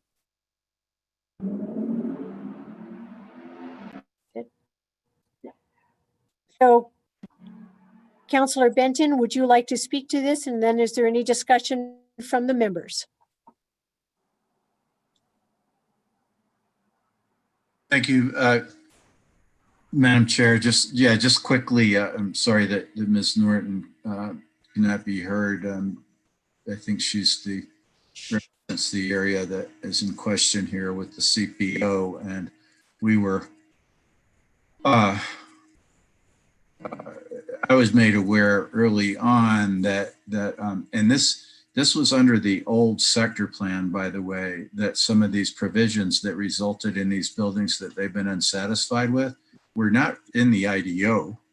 They were in the previous sector plan, and that this CPO actually corrects some of those concerns. It's exactly the kind of process I think that any neighborhood can bring forth or to question. And in fact, many others have, but this does reflect that plan, which was a very modern plan, actually enacted back in around 2009, I believe, if I remember correctly, thereabouts 2009 or 2010. And it did have a lot of neighborhood involvement. And just as with many of the other old sector plans, rank 3 plans, that I would just suggest, I don't know if staff might have Peggy's phone number. I was looking for it. I don't have it. But again, the flaws that were discussed along that corridor were not in the IDO. They were in the previous sector plan. So this actually does correct some of those, and the discussion that ensued about these specific provisions within the plan were some are included in the list of amendments that we're going to be considering, because planning department consider them to be good suggestions. The ones that remain are what are in this CPO now, and I'll open it up for any questions from other councilors. So Benton, if I may, Ms. Neff gave us a written statement prior to the meeting. We'd like to read that into the record so that we, this morning, Ms. Norton, I'm sorry, Ms. Norton, not Neff. This morning, if that would be all right, let's read that if the committee agrees, and then we can go on with comment. Thank you. Would you read the memo? Yeah, Madam Chair, councilors, we did receive public comment for the record from Ms. Norton at 2:25 today. So I'm going to go ahead and read that into the record. Here is what she says. We have been involved in this from the beginning. It was developed in response to new developments along 4th Street north of I-40, particularly the building south of the St. Therese Church. People were shocked that projects like this were allowed by the North 4th Corridor Plan, so we contacted Councilor Benton to seek action. We were presented with interim guidelines for the entire corridor, which resulted in the Character Protection Overlay, or CPO. However, some of the guidelines became integrated into the IDO for Main Street corridors. Just this past weekend, after doing some research, we realized there is an entire stretch of 4th Street from I-40 to Hudson Avenue near the Alameda Drain that is not designated a Main Street corridor and is therefore exempt from the IDO guidelines. Also, the CPO and interim guidelines actually increased the allowable heights in this stretch from 45 feet in the MXM zone to 55 feet. The CPO stabilized heights for the Main Street corridor portion at 55 feet. Buildings had the potential to be 89 feet high. We therefore support the intent of the CPO, but want to continue discussion with Shanna Schultz to consider changes to the Character Protection Overlay. This new knowledge seems to represent action problems for neighborhoods. No matter what we do and how much time is spent, the final solutions do not represent our visions. How could two such disparate projects, such as UNM Health Clinic and the final building and the building south of St. Therese Church, be products of the same North 4th Corridor Plan? Higher density by itself does not enhance neighborhoods. Thank you, Ms. Schultz. And Councilor Benton, if I may, Councilor Gibson has her hand up, and then we'll come back to you. Councilor Gibson. Thank you, Madam Chair. Actually, the comments and ultimately a question I think might be best addressed by Councilor Benton. And reading through this ordinance and the analysis, staff analysis on it, it sounds as if you are addressing many of the concerns of the residents of the North Valley in that the neighborhoods along 4th, and rather than advancing some specific goal, construction goal or some other kind of goal. So is that correct? And because now hearing the public comments, it sounds as if their opinion is just the opposite. So if you wouldn't mind commenting on that, Councilor Benton, thank you. Thanks, Councilor Gibson. Councilor Benton, go ahead. Thank you, Madam Chair. Yeah, I'll comment on that. I mean, I think two of the first two speakers are not residents of the corridor, but I am concerned with what Peggy Norton just wrote, and if that's a concern of the neighborhood, then certainly we ought to defer this until that's been addressed. I don't know if staff has had a chance to look into that, but it sounds like, excuse me, that this one segment, since it's not a Main Street corridor, does not receive equal protection under this this CPO. And if necessary, if we need a deferral, I would suggest that we keep this in the LUPS committee for now, but I'd love to hear from staff and from the planning department on that. Shanna, would you like to address that? I would. Thank you, Madam Chair and Councilor Benton. Ms. Norton is correct that I'm going to go ahead and share my screen here. And No, I'm sorry to interrupt, Shanna, but Councilor Borrego, I see your hand. I'm going to let Shanna finish and then I will come back to you. Councilors, I'll be sharing my screen in just a moment. You should see a map now. Is that correct?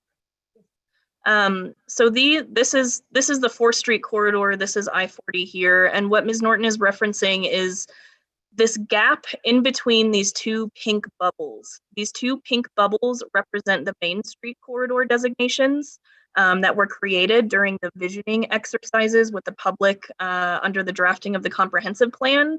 And there are about 7 or 8 blocks that don't have that Main Street designation. And so I think 2 points that Ms. Norton was trying to make is the Main Street designations in the IDO do call for higher design requirements. These 8 or so blocks won't receive those. If the design requirements are specific to the Main Street corridors and not the CPO itself. The second point that she wanted to make about height is that if you have MXM zoning, which is all the brown zoning you see on the map, and you're within this pink Main Street corridor, you could potentially build to 89 feet. Those are the heights that I think the community wanted to get a little lower, a little more under control. However, outside of those corridors, the maximum height is 45 feet. So while we're reducing heights for most of the corridor, from Mountain Road all the way up to the city limits, in this particular segment that doesn't have the Main Street bonuses, we would actually be increasing the building heights by 10 feet. I'm going to stop sharing my screen. And one comment I'd like to make, Councilor Benton, is that the intention was to defer this item anyway. We want to keep this item on track with the adoption of the IDO amendments, which will be deferred to the June 24th LUPS hearing. And so I think we do have time within the next 2 weeks to work on how we can address that gap where the Main Street corridor designation doesn't exist right now. Thank you. I support that effort. Thank you. Councilor Benton, and we do need to hear from Councilor Borrego next, and then we'll come back to you. Councilor Borrego. Thank you, Madam Chair. I was just going to say that the original 4th Street plan was done in 2007, 2008, and 2009, and it was actually done under my direction. And I'm a little surprised at those bubbles because when we did the zoning for that area, it included all of those areas. So I think it would be in our best interest and the community's best interest to defer and to really go back and look at the intent, because those meetings were pretty intense and there was a lot of input from the community of what they wanted to see when those buildings were developed later on after 2010. I don't think that the vision of what was intended actually is what we saw. And so I think it would be in all of our best interest to defer, take a good look. And if we're truly looking at the CPO as, using the sector plan, the old sector plan as a guide, I think that would be, something that we should take the time to do and just really kind of come up with the best solution that for everyone involved. I mean, it might be too late because some of the properties have been developed, but there's still a lot of vacant properties in there. Thank you, Councilor Borrego. And Councilor Benton? Yes, as was stated, you know, we've got some time to take a look at this, and if I'm hopeful that staff can work with the neighborhood there and determine if there's something we need to tweak on here. Is that a motion to defer, Councilor Benton? I think I am moving to defer to the next LUPS meeting. Second. There's a motion to defer until the next council meeting. Would you take a roll call, please? Counselor Benton, Yes, and this will be a deferral to the next LUPS meeting, correct? The 24th. Thank you. Counselor Borrego, And just for clarification, Counselor Benton, that is a motion to defer with some direction, right? Yes. Counselor Gibson, Yes. Counselor Jones, Yes. Counselor Harris. Counselor Harris? Yes. Thank you. That passes on a 5-0 vote. Thank you. Thank you, counselors. And we just are going to do a really quick 3-minute break here so everybody can stand up and stretch and do whatever we can do in 3 minutes, and we will be back. So hold tight. Thank you.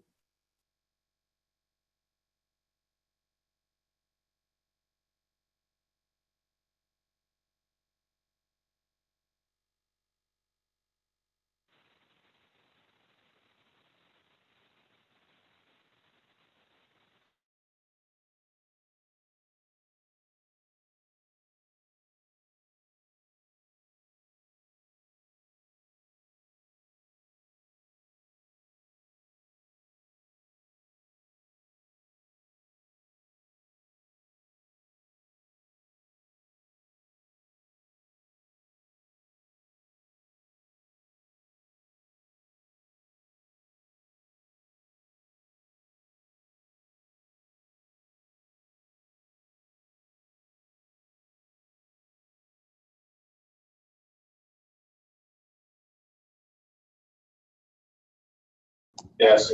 That passes on a 5-0 vote.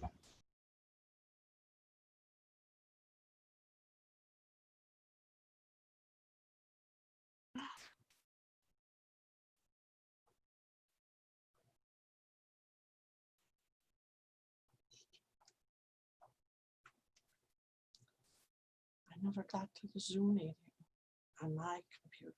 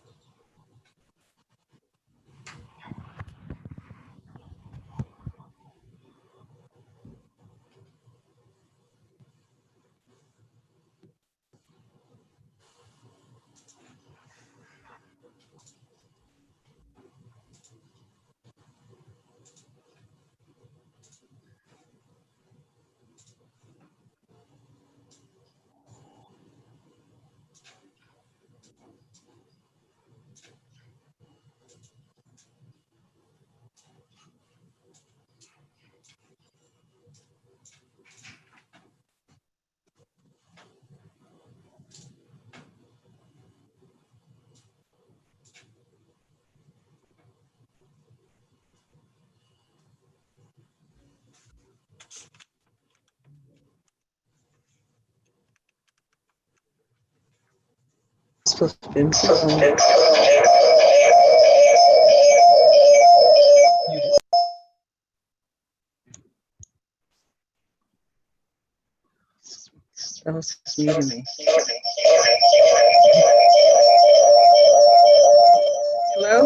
Mr. Beta, can you please keep your mic on mute until you've been called to speak? Thank you.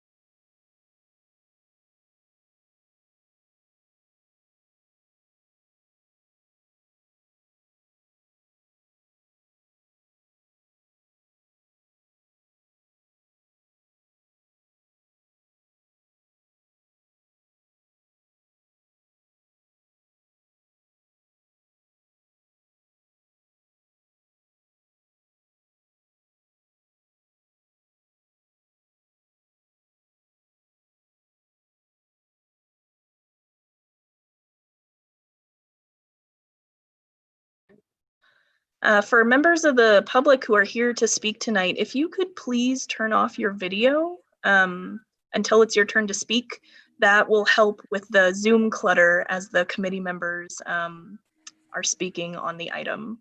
Again, when I call your name for public comment, you can go ahead and turn on your camera and your microphone, but until that time, please leave both of those things off.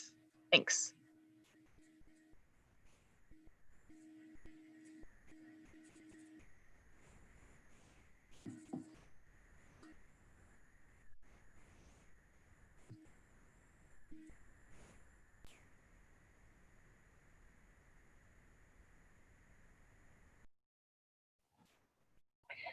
Thank you, everyone, for your patience. We are ready to resume the meeting. The next and final item has multiple speakers, but I'm going to let Councillor Benton make a motion on the item, which is O10, and then we will move on to public comment, and we'll give you some of the directions that go along with this. Councillor Benton, would you like to move O10? Madam Chair, yes, I'll move O10, but I need to get back to my Dropbox. I'll move a recommendation of a due pass on O10. Second.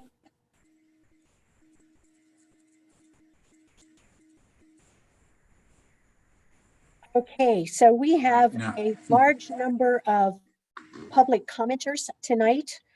So just an overview. Ms. Morris is going to give an overview of the proposed amendments, although we will not be voting on them this evening. We will have Ms. Morris discuss the proposed amendments and take questions from councilors, and then we will defer this bill to our next LUPS meeting. So we'll do that, and then we'll go to public comment. So Ms. Morris, if you're ready to give us an overview, we would appreciate that. Good afternoon, Madam Chair, councillors. I'm going to share my screen and bring up a PowerPoint, so you guys will be able to see as I go through each of the amendments, which amendment I am talking about.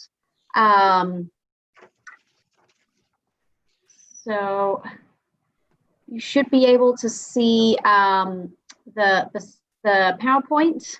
Are you able to see that? Yes, okay. Yes, we are. I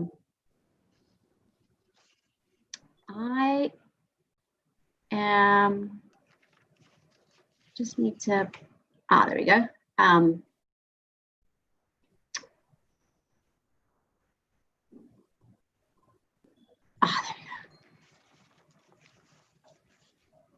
Right.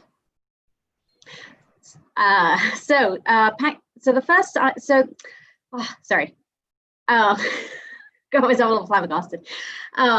So the amendments before you tonight are divided into two packets. The first packet, Packet A, are all of the amendments that were submitted as memos as part of the EPC application last year in July.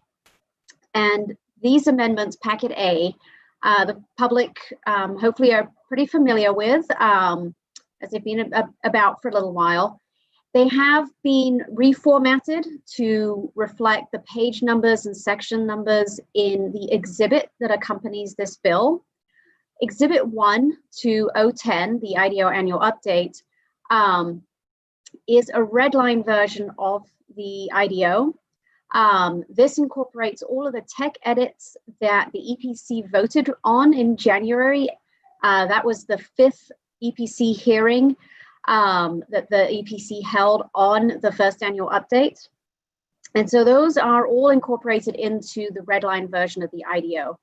So the amendments that I'm going to go through first in Packet A respond to that red line. They have, in some cases, incorporated just new page numbers and section numbers. In other cases, it's incorporated new language that is part of the red line. And in other cases, it either is revised in content in order to address that new language that came in through the red line. Packet B contains amendments that hit 3 categories. In some cases, they are amendments that were recommended by the EPC in their findings and conditions in their notice of decision. In other cases, Packet B amendments are in response to items that were raised for discussion at EPC, but that the EPC did not make any decisions or recommendations on in the notice of decision. And the final category in Packet B are items that are new. As I go through Packet B, I will explain which of those 3 categories they fall into. So Packet A, one of the first amendments up, A1, This amendment is about barbed wire and razor wire. This amendment makes changes to the barbed wire regulations and is intended to address safety concerns for commercial property owners. This amendment adds an exemption for critical infrastructure and provides a definition of critical infrastructure, which in Albuquerque, with regards to the IDO, would refer to electric, water, and gas service. Amendment A2 is cannabis retail, cultivation, and manufacturing. This amendment is in anticipation of state level legislation on recreational cannabis use.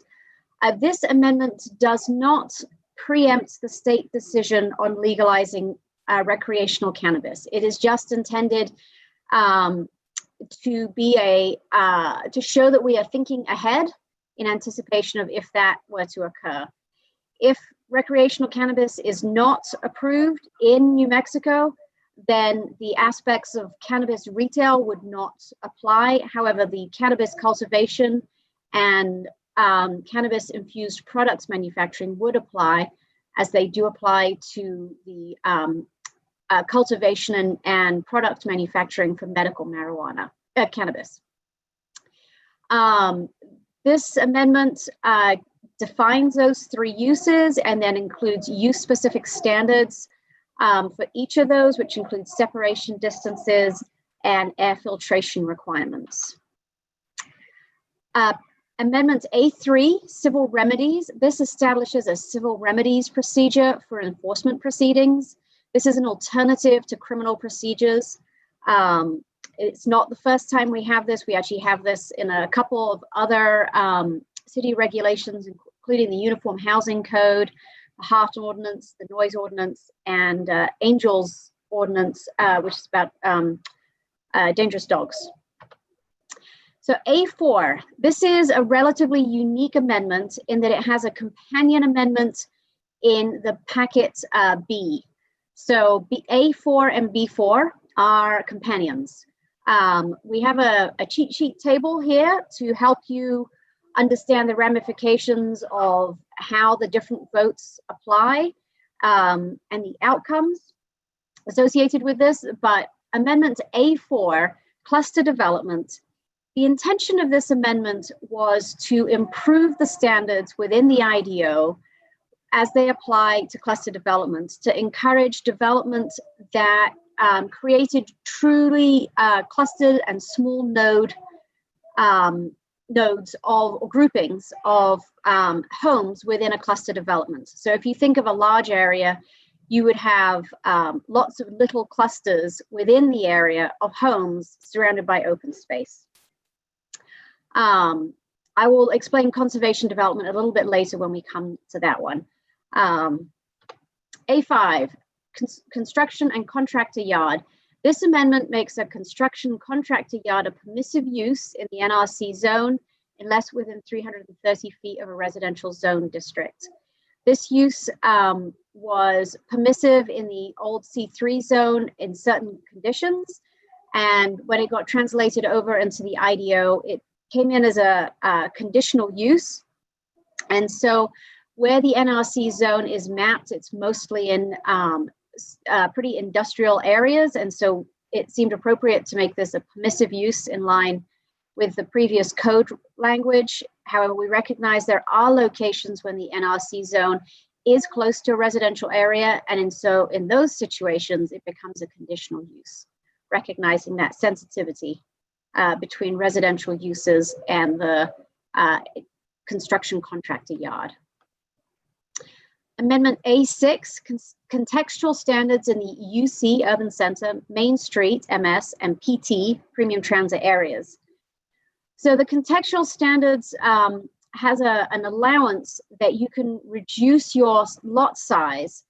And this amendment would make that allowance go from 75% to 50% of the average size of the surrounding lots. If you meet two conditions: one, your lot is over 10,000 square feet, and two, you are located within a quarter mile of an urban center, Main Street, or Premium Transit area. The intention of this amendment is to provide greater flexibility on lot sizes when you're subdividing those larger lots, when you're in these areas that we have designated in the IDO as being where we want to see a little bit more density, and that is within our urban centers, main streets, and premium transit. And as Shauna had mentioned, I think on the previous item, a quarter mile is about a 5-minute walk. So those within a 5-minute walk of an urban center, main street, or premium transit area. A7, this uses the same urban center, main street, premium transit. And with a similar approach, it looks at some larger lots, so those that are 10,000 square feet. And with this, the cottage development minimum lot size is reduced from 1 acre to 10,000 square feet. Again, if you're within that 5-minute walk, a quarter mile of an urban center, main street, or premium transit area.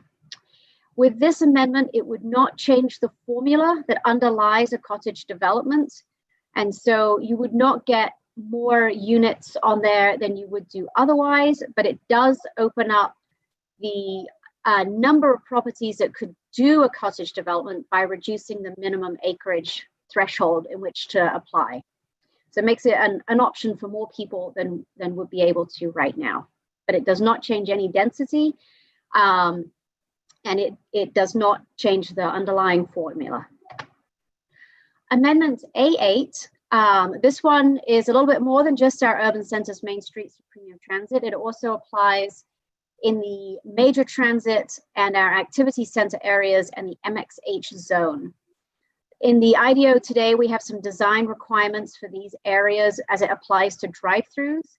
The intention of those design requirements was that we make sure that there are no pedestrian, that drive-throughs, when they're in those more pedestrian active areas, that there not be any conflicts between the pedestrians on the sidewalk and vehicles on the site. However, the way that the design standards were written, it's actually resulted in creating conflicts within the design of the site. And so the revisions in this amendment clarify those regulations, and they provide a little bit more flexibility in the design to avoid creating conflicts between drivers and pedestrians that are on sites, that are coming from areas where they've parked on site and want to go into the building to sit down and eat.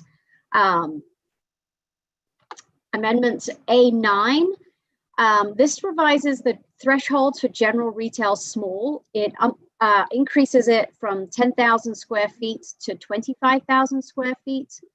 There's a ripple from that in that it then means that general retail medium goes from 25,000 square feet to 50,000 square feet instead of 10,000 to 50,000. And it increases the grocery stores in the MXL zone from 15,000 square feet to begin at 30,000 to be 30,000 square feet. This is an amendment intended to make sure that in the parts of town where we have existing retail developments, most of those buildings are quite large, and as they come in for new tenants, many of those tenants that are the anchors for such developments, they like to do development that is around 15 to 25,000 square feet. And so the 10,000 square foot limitation was really pushing property owners to ask for more intense zoning so that they could get to general retail medium, but they didn't necessarily need all the other uses that came with the mixed use medium. So by fixing the general retail threshold, this would result in less unnecessary zone changes when somebody really just is looking to address the thresholds. As an example, Walgreens and CVS pharmacies usually range from about 15 to 20,000 square feet. A small Old Navy is usually at about 25,000 square feet. Those are often popular anchor retail businesses. Amendment A10 to this is an amendment called to the maximum extent practicable. So the IDO contains this phrase in about 40 locations, and this amendment revises or removes most instances of the phrase to the maximum extent practicable throughout the IDO. In 12 locations, the phrase is retained. However, in the remaining 28 locations, the language is either completely stricken or it is revised and new criteria are added or a new procedure is added. The purpose of these changes is to make the IDO a lot more predictable and to remove instances where the language has been too discretionary, which has resulted in some unpredictability. Amendment A11, liquor retail in the mixed-use medium zone. At present, in the mixed-use medium zone, liquor retail is a permissive use unless within 500 feet of a residential zone district. This amendment, in which case it's conditional, this amendment would make all liquor retail within the mixed-use medium zone a conditional use, irregardless of whether they are in proximity to residential uses. Amendment 12, A12, neighborhood edge parking lots.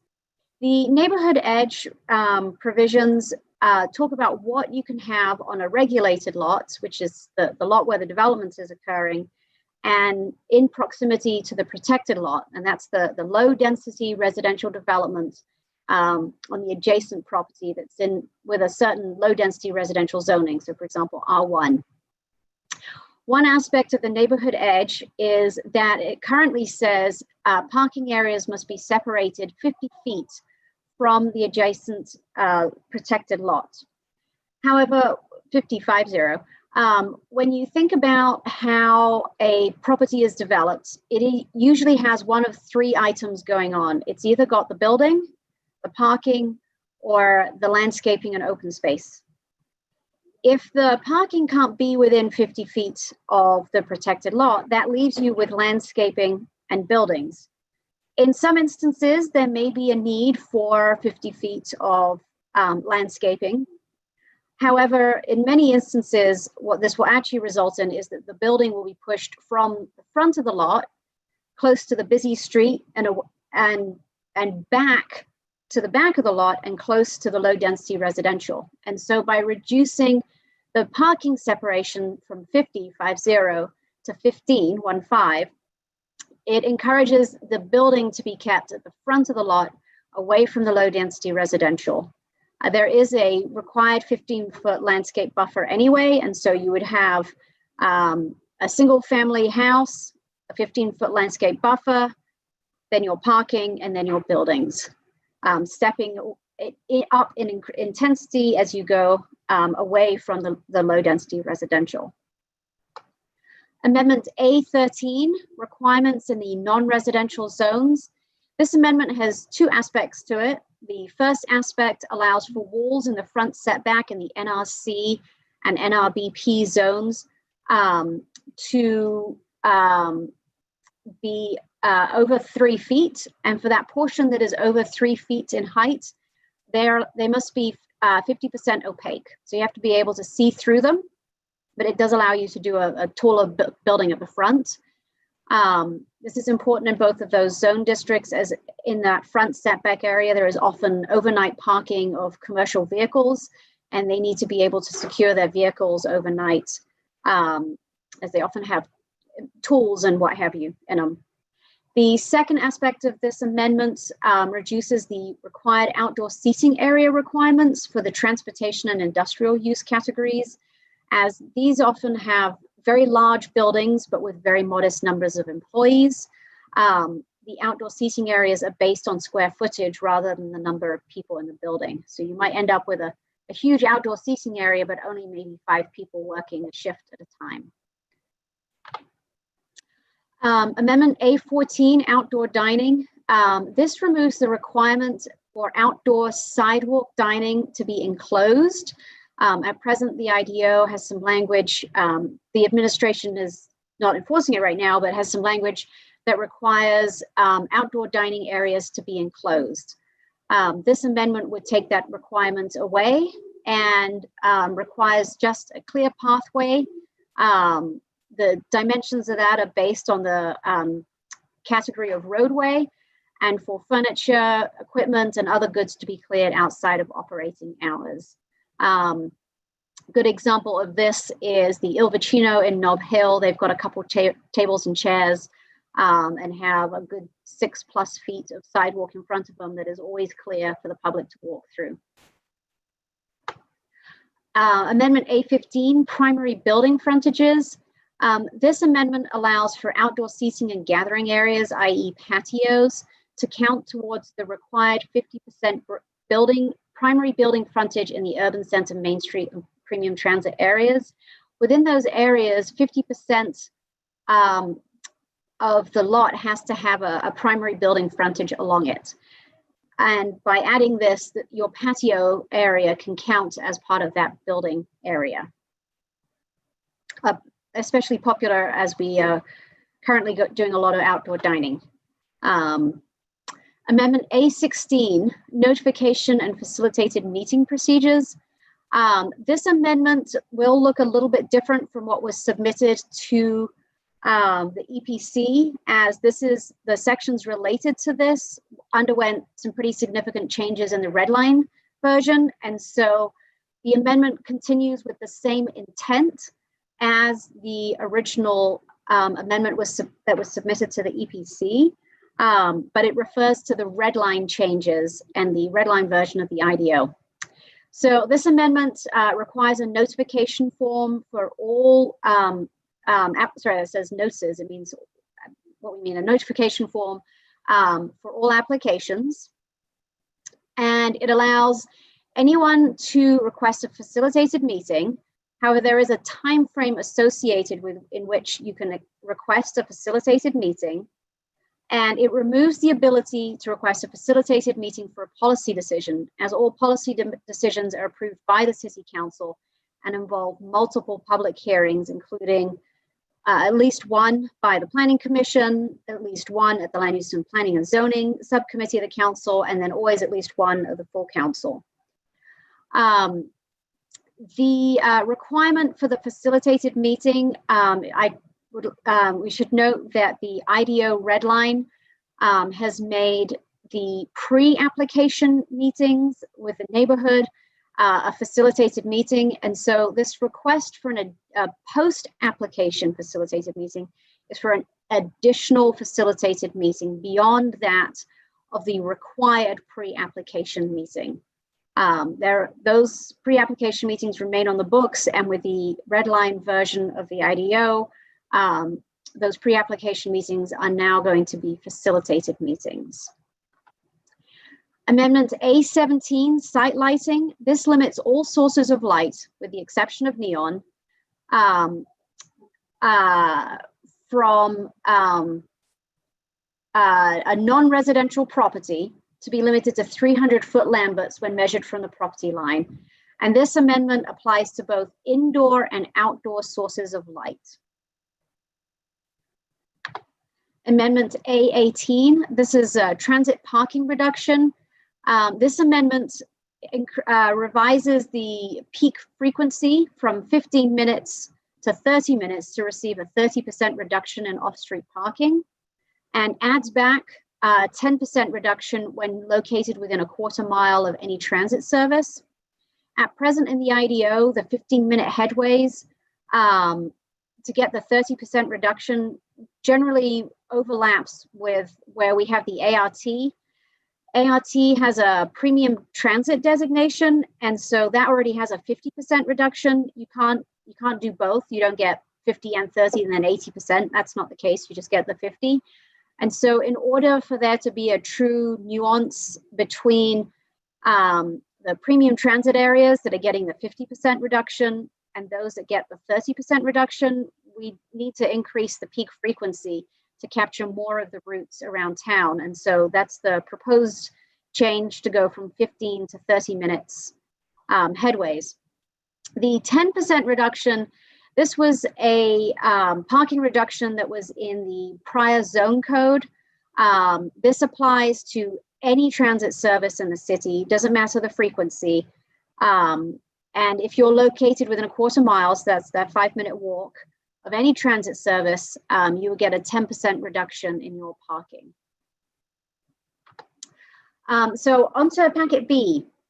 So these are the amendments that were published on Friday. And as I go through these, I'll explain whether they are in response to an EPC condition or finding, or an EPC discussion, or are a new idea. So Amendment B1, accessory dwelling units in the Main Street and Premium Transit. So this amendment is a new amendment and would make accessory dwelling units with a kitchen permissive within a quarter mile of Main Street and Premium Transit areas. The units are limited to 750 square feet. And I mentioned this is a new one. The new amendments come from a range of different sources. Some of them are from constituents, others are issues that have come up during other processes that have been raised to a councillor that a councillor, there are different councillors on each of them, has wished to address in some way. Amendment B2, this is building heights. This is an amendment that there was discussion at the EPC. And I believe there's a condition associated with this one. This adds 3 feet to the building heights for the RML, RMH, MXL, MXM, MXH, and NRC zones, and to the UCMS PT bonus for MXH. The height differences are on the screen. The reason for requesting this is when the IDO was adopted, parapets, there was a lot of discussion about heights in general. And one aspect of the height discussion during the adoption process was whether or not parapets should be counted as part of the overall height. And that was the decision of the full council that parapets should be counted. However, a unintended consequence of that has been, as buildings have developed since the IDO has been adopted, parapet heights have been quite low. And for the reason that when you have all the mechanical equipment between all the different floors, you get pretty close to 35, if you're doing 3 stories, 35 feet with just the 3 different floors and all the mechanical equipment associated. So by adding 3 feet, you would be able to have a decent height parapet to screen all the mechanical equipment that ends up on the roofs of most properties in Albuquerque, as we tend to build a lot of flat roofed or sloping roofed properties. B3, this revises the definition for common open space. There was a tech edit during the EPC application that stated that wanted to clarify that the common open space definition, as it applies to cluster developments, would not include parks. The intention of common open space is that it's the land that you're preserving on the site. So it's things that you're not going to be doing grading to. Parks usually by definition are graded and have human involvement in the improvement of the area. And so to include them in the open space definition would kind of go against the idea of the common open space. However, the EPC chose to take a slightly different approach with this and chose to make parks part of the common open space definition and to count towards up to 25% of the common open space in a cluster development. This amendment would undo that change from the EPC and return the language as proposed in the tech edit, which would state that parks are not part of the common open space definition. So amendment B4, and that previous one, B3, that is an amendment that's in response to an EPC tech edit action, so an EPC finding. So amendment B4, this is another one that is in response to an EPC action. The EPC added in the tech edits a new use called conservation development. This was added in response to the amendment on cluster development, and is basically cluster development as is today, which allows you to do a cluster development where you have a regular subdivision in one section clustered together, and then all of the rest of the space saved for open space. This doesn't really, while it does preserve open space, it doesn't meet the intention of the cluster development, which is to create the small groupings and nodes of buildings. And so this amendment strikes the conservation development idea throughout. And as you can see, this has got the same list of different ways of voting and the outcome. Of the two amendments, I would say that the cluster development amendment, you can see the different options. Voting no on both means that we end up with two identical uses, which would be a little bit problematic. Voting in support of conservation development, but not in support of cluster development, would keep the IDO as is with no change to cluster development. Voting yes on both amendments would result in a revision to cluster development, but would not add the new conservation development. And finally, voting no on the conservation development and yes on the cluster development would result in revising the cluster development and adding the new conservation development use. So the intention of the EPC recommendation. Amendment B5, density and multifamily development. This is an item that was discussed at EPC, but there was no recommendation made on this. During the adoption of the IDO process, there was a lot of discussion about density and how intense a development can be. The council, during the adoption of the IDO, came to the conclusion that the existing parameters on a site in the form of height, setbacks, parking, and usable open space and landscaping provide quite a few constraints on a property. And so those different parameters, which vary depending on the zone district you're in, are really what control the density and intensity of a development. And so density was struck from the IDO. This amendment would bring that density back to the IDO in certain districts.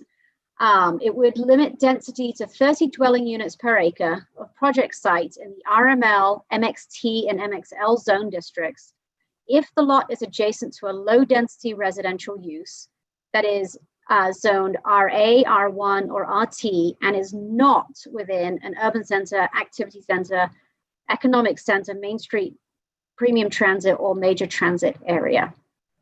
The intention of this amendment is to bring back density limitations in locations where it's appropriate and in a way that makes it more predictable for the community to understand. A lot of people find dwelling units per acre an easier way of understanding how intense something may or may not be, rather than heights and setbacks and parking and open space.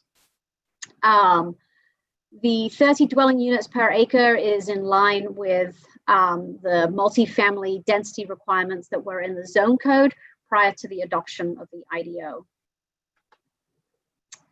Amendment B6, existing accessory dwelling units. This is a new amendment. This amendment would make existing accessory dwelling units permissive if they are non-conforming and are built prior to May 17th, 2018, so the adoption of the effective date of the IDO, and conditional if they're built prior to May 17th, 2018, but cannot demonstrate that they are a non-conforming property. B7, this is an amendment that responds to an existing EPC condition. And this amendment correlates with the conversation that my colleague Shana had with you guys on the previous item on the North Fourth character protection overlay. This is the revisions to the facade articulation standards for the urban center, Main Street and premium transit areas. This creates a menu of options and provides far more flexibility in design and use of a property, but continues to require a very high level of articulation. At present, for those areas, there's a high amount of window requirements required, but not as the main articulation requirement, but not a lot of flexibility depending on your use. And if, for example, you have a use where, for example, your ground floor use is offices, you may want to have some windows, but you may not want to have very big windows, so that, you know, shop front style windows, you may want to have more like office windows. And so this menu of options would allow you to do, for example, planters outside, which would still get you plenty of articulation, but more flexibility in the design. Ground floor clear height. This amendment reduces the ground floor clear heights from 12 or 13 feet, depending on the section of the IDO, to 10 feet. This applies in the form-based zone and then the urban center, Main Street and premium transit areas. The IDO red line does have a revised definition of the ground floor clear height. That's already on the books and not part of this amendment. There has been some confusion on how the ground floor clear height is measured. So that red line edit that's already in there helps with that confusion. And this amendment just goes one step further by lowering that clear height requirements to from 12 or 13 feet, depending on the section, to 10 feet. And that was a EPC amendment. B9, IDO text amendment criteria. This is a new amendment, and this revises the criteria by which an amendment to the text of the IDO can be made. The existing language somewhat oversteps the authority, steps into the discretion of the council in amending the text of the IDO, limiting them to instances of, for example, economic need. And this simply says it has to meet the comprehensive plan and the public health, safety, and general welfare needs. Amendment B10, regulations adjacent to major public open space. This is another new amendment. This removes the applicability of the regulations that apply when adjacent to major public open space to properties where a principal arterial or freeway is located between the property and the major public open space. So that the only regulations that apply are those within 330 feet. So if you have a property that would read as adjacent to major public open space because the roadway doesn't count, this would exempt you if that roadway is very large, i.e. a principal arterial or freeway. And so in that situation, the property would only have to follow the regulations for those within 330 feet. And so that's items like landscaping, building coloring and materials, and outdoor lighting, I believe. Amendment B11, this is another new amendment, pet grooming. This amendment makes other pet services permissive in the non-residential, light manufacturing and non-residential general manufacturing zones. This means that the other pet services use tracks with veterinary hospital. They are two uses that are often located on properties together, but they may not be under the same ownership. And so it allows businesses that are supportive of each other to co-locate. A similar way of thinking about it would be having a site where there's a vet and then also a dog spa next door. Amendment B12, rear setbacks in the urban center, Main Street and premium transit. This is also another new amendment. This reduces the minimum rear setback where there is an alley or street from 15 feet to 0 feet in an urban center, Main Street or premium transit area in the mixed use zone district. So you have to have a couple characteristics. You have to be in a mixed use zone. You have to be in an urban center, Main Street and premium transit, and you have to have an alley or street off your rear setback. And in those situations, you can go from a 15-foot setback to a 0-foot setback. In most of our urban center, Main Street, and premium transit areas, the lots are quite small. And so the ability to use as much of the lot as possible for the development of the site, it helps to provide a more urban area. And if you have an alley or a street at the back there, you will have a built-in buffer of 16, 20, or 30 feet, depending on the size of that alley or street, between you and the next property. Amendment B13, this is a new amendment. This carries a design requirement from a character protection overlay citywide, and this requires buildings on the ground floor and upper floors to be recessed in low density residential and multifamily residential developments. Amendment B14, this is an amendment that there was discussion at EPC, but the EPC did not make a recommendation on. This amendment is a request from the administration. It addresses smoke shops. This amendment creates a new defined use of nicotine retail. It's the definition for nicotine retail comes from the Senate Bill 131 that passed earlier this year at the state that defined nicotine retail. And then it identifies the zones where this use is permissive or conditional and establishes some use-specific standards for the use. Nicotine retail is proposed to be treated in a similar manner to liquor retail. Amendment B15, solar protections in the RML zone.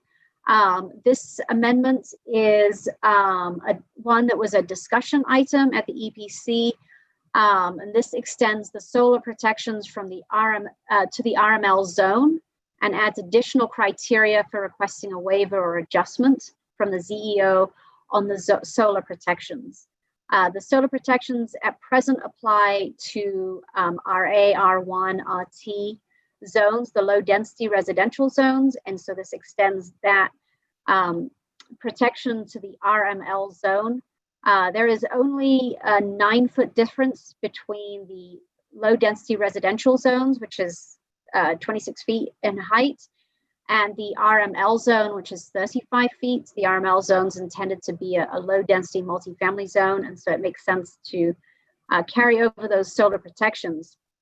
The solar protection section also has a series of waiver and adjustment options, and this amendment also expands what some of those waivers and adjustments are, and it includes that the property to the north is owned by the same owner as the one developing the subject site, or right of way over over 35 feet in width to the north of the site, meaning there's no one to be shadowed.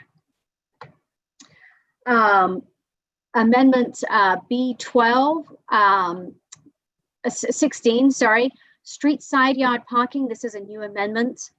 This adds the street side yard to the section limiting off-street parking in the front yard.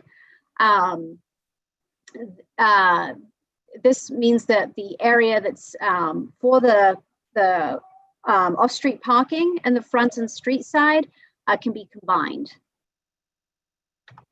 Amendment B17, maximum setbacks in the urban center, Main Street, and premium transit area.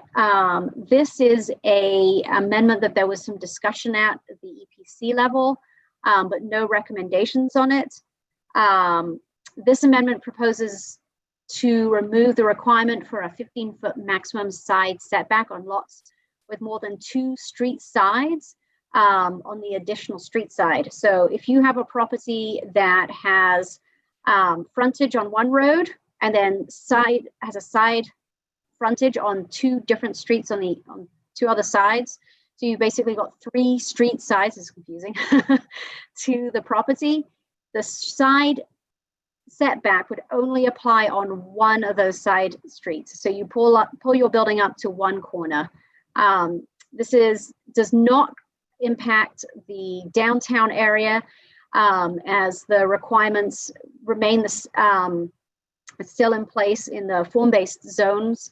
categories, as those are much smaller lots, and this is applicable in other areas where you do have quite large lots. Amendment B18, variance criteria. This amendment is a new amendment, and it removes the phrase eminent domain from the variance criteria. This language was added during the adoption of the IDO, and is proposed to be stricken and to take the variance criteria back to what it was under the old zone code. Amendment 19, this is a new amendment. This allows window wraps for vacant buildings in downtown, urban centers, activity centers, Main Street, and premium transit areas for up to 6 months. The building must be vacant, and it is only allowed to be up for 6 months. Amendment B20, this is a new technical edit spreadsheet. This is items collected since July of last year. The technical edit spreadsheet that was sent to the EPC kind of froze in time after the EPC submittal. And so these are the changes and clarifications and adjustments that were requested by neighbors, developers, and staff in the intervening year.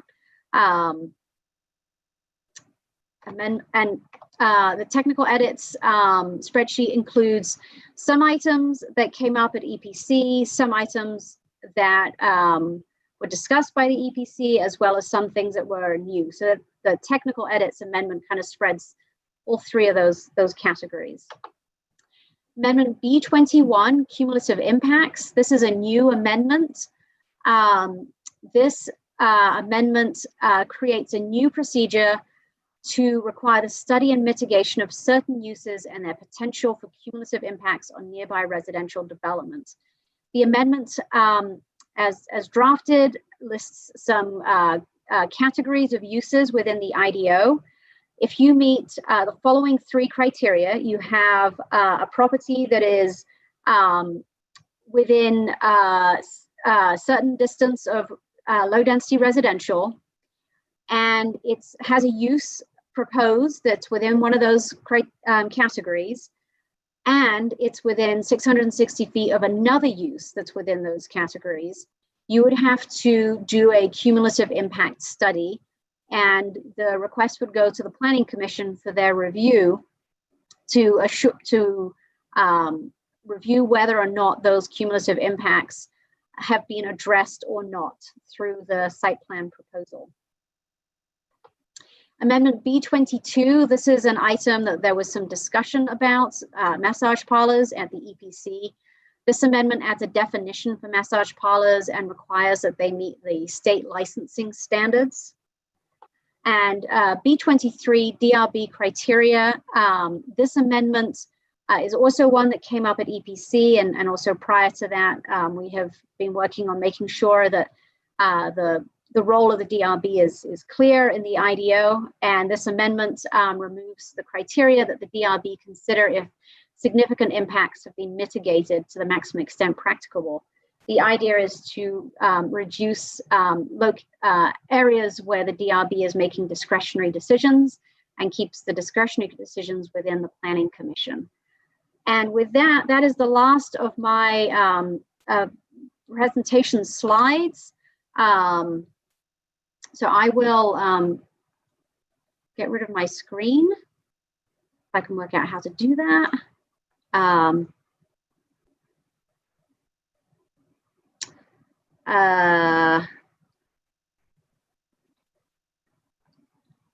Shauna, can you tell me how to unshare my screen? Yeah, Petra, if you just hit that same button at the bottom that you used. Aha. Okay, it looks like Julian took care of it for you. Great, thank you.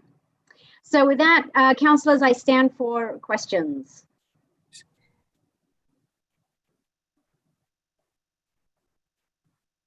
Thank you, Petra. Appreciated that. And councillors, if you will hit your raise hand if you have questions, we'll run it through and see if we have any questions. If not, we will go to public comment. Councillor Gibson, you have a question? Go forth. Yes, thank you, Madam Chair. So the civil remedies that you mentioned that is in several other pieces of legislation that we passed, and it seems to be a really good alternative rather than to go through MetroCourt.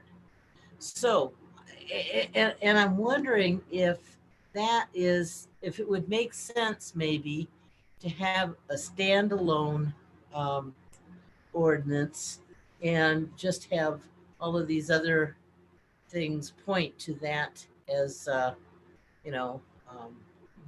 the one way of seeking a resolution to someone who's,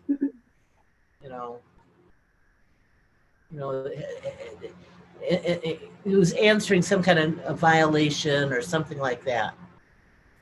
Thank you, Counselor. I think Mr. Melendres just joined in, and we're going to ask him to answer that question for you. Madam Thank Chair, you. thank you, Councilor Gibson. A very important question, because you're correct. It seems like the council and the city has been moving more and more interest toward this civil remedies concept. And I think that in order to implement it, 2 prongs will be required. And the first is, as you noted, a more comprehensive civil administrative system that the city does not completely have well established at this time. And I can tell you, can report to you that City Council staff has been working with the City Clerk's office to establish that system. And I anticipate that we'll have something for the City Council to review as to how that civil administrative system will work, probably by the end of the year, if not sooner, in the next couple of months. But having said that, it would still be appropriate within the IDO to have a civil remedy section, because within each ordinance, we would still need to be able to give the enforcement folks the ability to make a civil citation or to pursue a civil penalty. So both of those things would need to happen in order for this system to be in place. It would need to be in the IDO, and then we need to kind of shore up the general administrative system, which will itself be in a separate ordinance.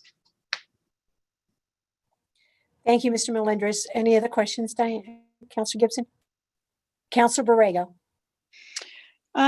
Given that the legislature did not pass the cannabis bill this session, do we really need to push that forward at this time? Madam Chair, Councilor Borrego, I can speak to that. That was discussed at the Environmental Planning Commission, if this was a little cart before the horse. And the determination was cities should start thinking about recreational cannabis before it's legalized and not after. And so I think the logic behind this was, even if it doesn't do much now, if the state were to legalize within the next year or several years, that our zoning framework would be in place and we wouldn't have to scramble to get something done at that time. Well, you could say that for any industry that's not approved right now. We could say that for, any other industry that's not legal. So I'm not sure that this is the appropriate time for us to push that bill through. And the other question I have, and I want to get with you on this one, is the EPC's recommendation on cluster development. If not cluster, then conservation. And that was really quite confusing to me. So I really would like to sit down with you guys on that one and get a little bit more clarification. Thank you, Councilor Borrego. Any other questions? If not, let's go to public comment on this matter. And we will ask Ms. Schultz to call the names. And how many speakers do we have? Madam Chair, this evening, I believe we have around 22 speakers. Okay. I will call individual names. When you hear your name called, please go ahead and unmute your microphone. And if you desire, go ahead and turn on your camera. As soon as you start speaking, the 2-minute timer will begin. So first up is Alejandra Lyons. Thank you. Madam Chair and members of the committee, my name is Alejandra Lyons, and I live in District 2. And today I would like to express my support for the Cumulative Impact Amendment B21, supported by Councilor Benton. As the environmental justice organizer with the Southwest Organizing Project, I see a lot of frontline communities like San Jose that are heavily impacted by industry. And in order to offset this greater health disparity in our neighborhoods, the city of Albuquerque needs to continue to protect its citizens by adopting amendments such as these. So I actually studied community planning at the University of New Mexico. And so I understand that our planning department not only has the responsibility to promote economic development, but we also have to create safe and healthy communities across Albuquerque. And I believe a lot of our historic neighborhoods have carried the impact of heavy manufacturing. And I believe amendments such as these would help impact some of our residents who, really feel a lot of the brunt of this. So today I ask you all to say yes to community health and to motion to amend the IDO with this. My organization, SWAP, has been working for over 40 years to protect communities of color, and we hope that this collaboration with Councilor Benton will continue. And I also just want to note some of our staff sent in some written comments, and I just thank you all for listening to the community today.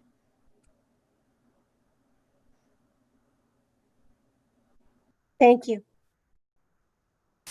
Okay, the next public speaker is Juan Reynosa.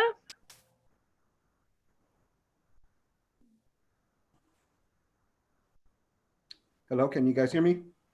Yes, we can. Good evening, Good everyone. evening, Mr. Reynosa. Hello, nice, good to see you all. Juan Reynosa, also with Southwest Organizing Project. This issue is around cumulative impacts, is something that SWAP and community members from San Jose have been fighting for about 8 years now. We took many avenues from trying to pass state legislation to putting some policies in front of the environment department here at the city. And we continue to try to find new avenues to protect community health. I'm sure, as you know, and have seen statistics that show communities of color that are inundated with polluting industry are more susceptible to things like COVID-19.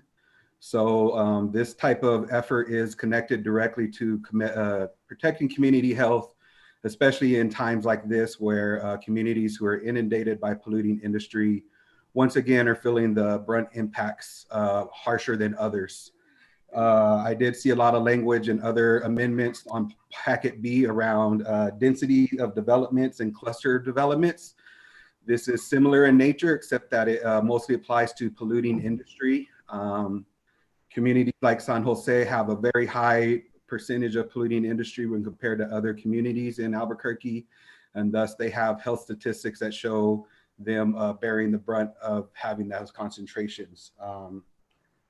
So yeah, I just would like to speak in support of this. I do agree that the Land Use and Planning and Zoning Committee does have a responsibility not only to developers, but also to communities in ensuring that their health comes first rather than polluting industry and developers. Thank you.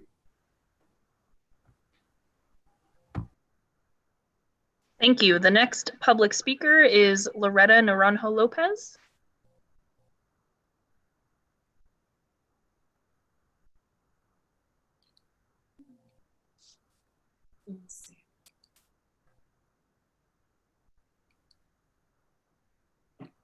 Ms. Naranjo Lopez, are you still?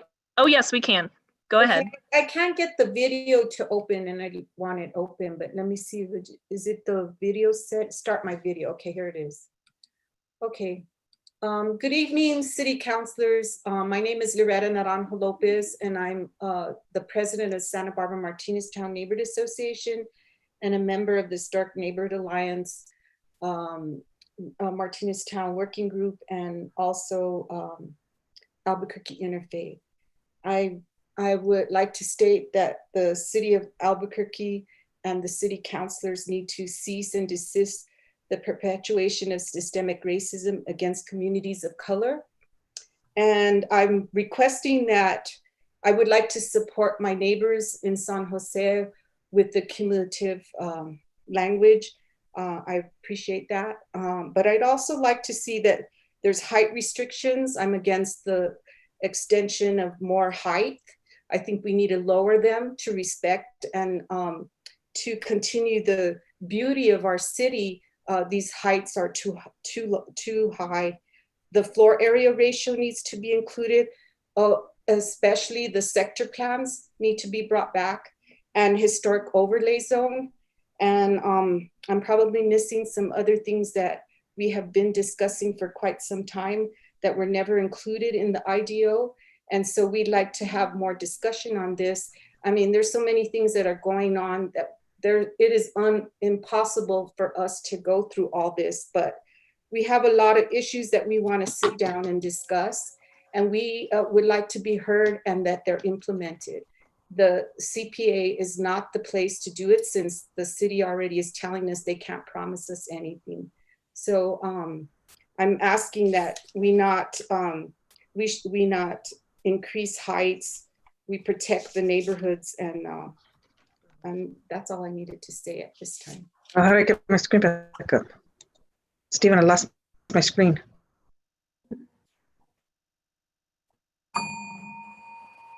Okay, moving on to the next public speaker, Peggy Neff.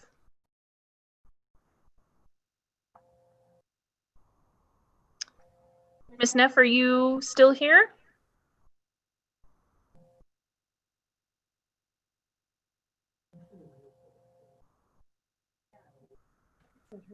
Ms. Neff, we can see you, but we can't hear you. More and bigger. Huh. Okay, we can hear you now. Go ahead. All right. I just want to say, Petra, that was great. Thank you. Really well done. Just being on this call really, again, is a privilege. And I hope you recognize that there are other people that need to be involved in these discussions, and that goes across the city. But the appeal pending, the DPM not fully ratified, Resolution 1980-270, Section E not addressed at all in any of these amendments, fully aware of my right and my duty bound to the issue of deliberation for ordinances and policies. I say, please, more discussions, more clarity, more time, more publishing, more community awareness on all of these amendments. In particular, I stand against A4, A9, A12, A16. The packet B was just published on Friday. Guys, this is not good.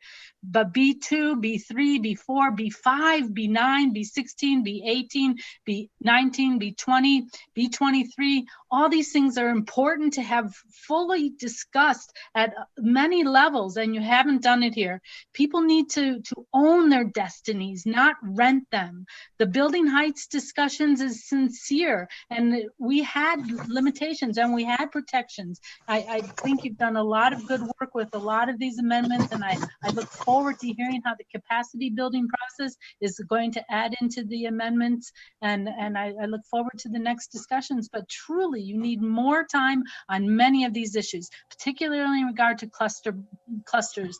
If you're going to allow for multiple clusters, you need to say it, and you need to say if you're going to allow for 1 or 2 or 100, you need to say it clearly. This is a limiting document, and it needs to be clear for all of us to understand where we are together in planning issues. The idea of cottage industries and refabricating lots for 30 plus houses on 1 acre, I don't know that I can see that in my mind. So Thank you, Ms. Neff. Your time is up. Thank you, Ms. Neff. Thank you for joining us this evening. Thank you. Thank you for having me. Okay, the next public speaker is Sal Perdomo. Mr. Perdomo, are you here? Yes, I'm here. Can you hear me? Yes, we can. Please proceed. Great, thank you. Good afternoon, Madam Chair, members of the committee. I'd like to thank you and your staff for all the hard work and efforts put into the IDO over the past few years. This has been a heavy lift and your work is appreciated. I'm here to speak on Amendment B5, Density in Multifamily Development. I'm opposed to this amendment and believe it will be detrimental to Albuquerque. First, the IDO deliberately did not include a density cap, and it is intended to address density through setbacks, height, parking, and usable open space, a more form-based code approach to zoning. Second, the proposed caps in Amendment B5 are more restrictive than the previous zoning code. It seems as if we are taking a step backwards. Lastly, and most importantly, many of the great quality multifamily projects developed in the city would not have gone forward if Amendment B5 was in place. I ask that the committee please reject Amendment B5, which contradicts the intent of the IDO and will have a negative impact on our city. Thank you again for your time and efforts. It is much appreciated. Okay, the next public speaker is Scott Goodman. Mr. Goodman, are you here?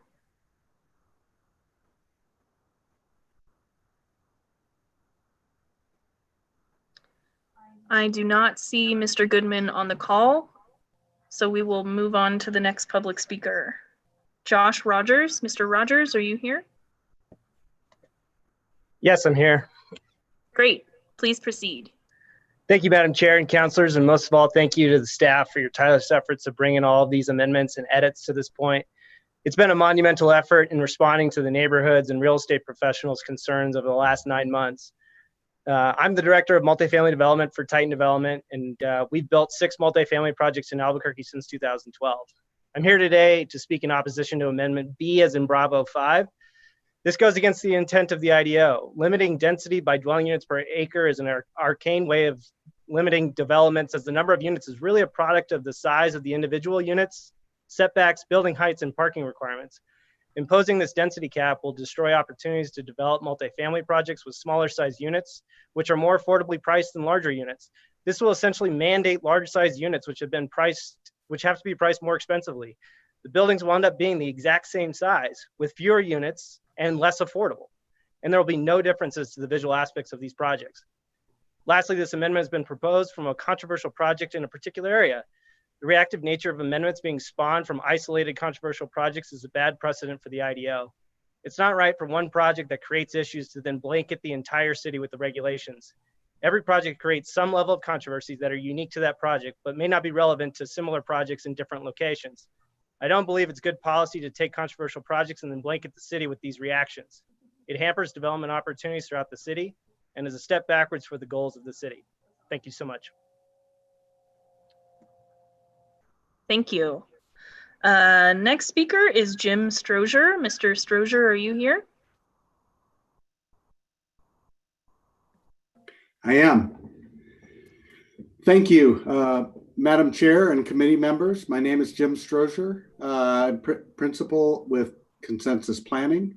And I want to start by thanking both the planning and council staff for the amazing amount of work they have done on these edits and amendments.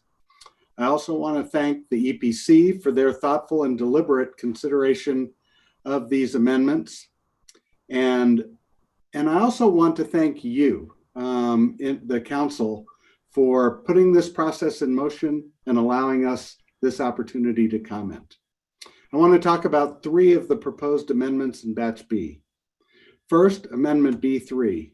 And my concern with this is just that in the IDO, there are a number of definitions about different aspects of parks and open space. I would like to suggest that you be specific as to what park improvements, for example, swimming pools or sports fields, that you don't want to allow within the common open space.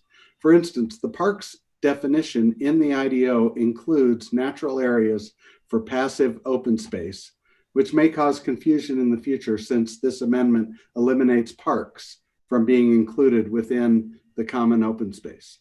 Second, I'd like to just, with Amendment B4, I'm not sure why we would want to eliminate a development option that preserves open space in a similar but different manner than cluster development. The proposed conservation development style, and I would urge you not to support this amendment and keep conservation subdivisions as a new option for development. Bottom line, in my opinion, the more options to conserve open space, the better. Finally, as you've heard from a couple of the previous speakers, and I provided a letter specifically commenting on proposed Amendment B5, and I would urge you to not support this amendment, putting a density cap back Thank you, into Mr. the Strozier. IDO that backwards. Your Thank time is you. up. I'm sorry, we're holding this to a really tight line tonight. We have so many. Thank Thank you, you. Mr. Sturgeon. We're good. Thank you very much. The next speaker is Stephen Abeta. Mr. Abeta, are you here?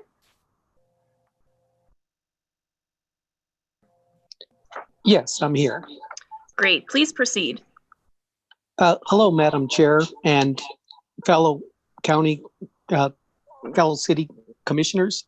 My name is Stephen Abeta and I reside in San Jose neighborhood. My neighborhood is completely different than other neighborhoods in our beautiful city because we have a lot of heavy industrial companies that are in our neighborhood. This has caused our property values to remain stagnant and low. We have missed out on wealth creation for 5 generations that all of you have enjoyed in your neighborhoods. We have become experts in zoning and air quality issues. We have become experts because we're always receiving notices of other industrial companies located in our neighborhood or asking for an increase in the amount of pollutants they may emit. We have been good at identifying pollutants in air permits like chlorobenzene, CO2, formaldehyde, chlorine, hazardous air pollutants, particulate matter. The reason we're good at this is because we get thousands of tons from each company every year emitted in our neighborhood. Do you have any petroleum storage facilities in your neighborhood? Do you have numerous recycled asphalt plants, outdoor painting facilities, cement manufacturing, cement processing, rock crushing, metal shredding, chemical storage, and all the other similar companies? The answer is probably no, because you do not live in San Jose. I'm encouraging you to approve Amendment B21 for cumulative impacts into the IDO. And we would definitely appreciate your support on this, City Council members. Thank you very much. Thank you, Mr. Abeta. The next speaker is Ms. Esther Abeta.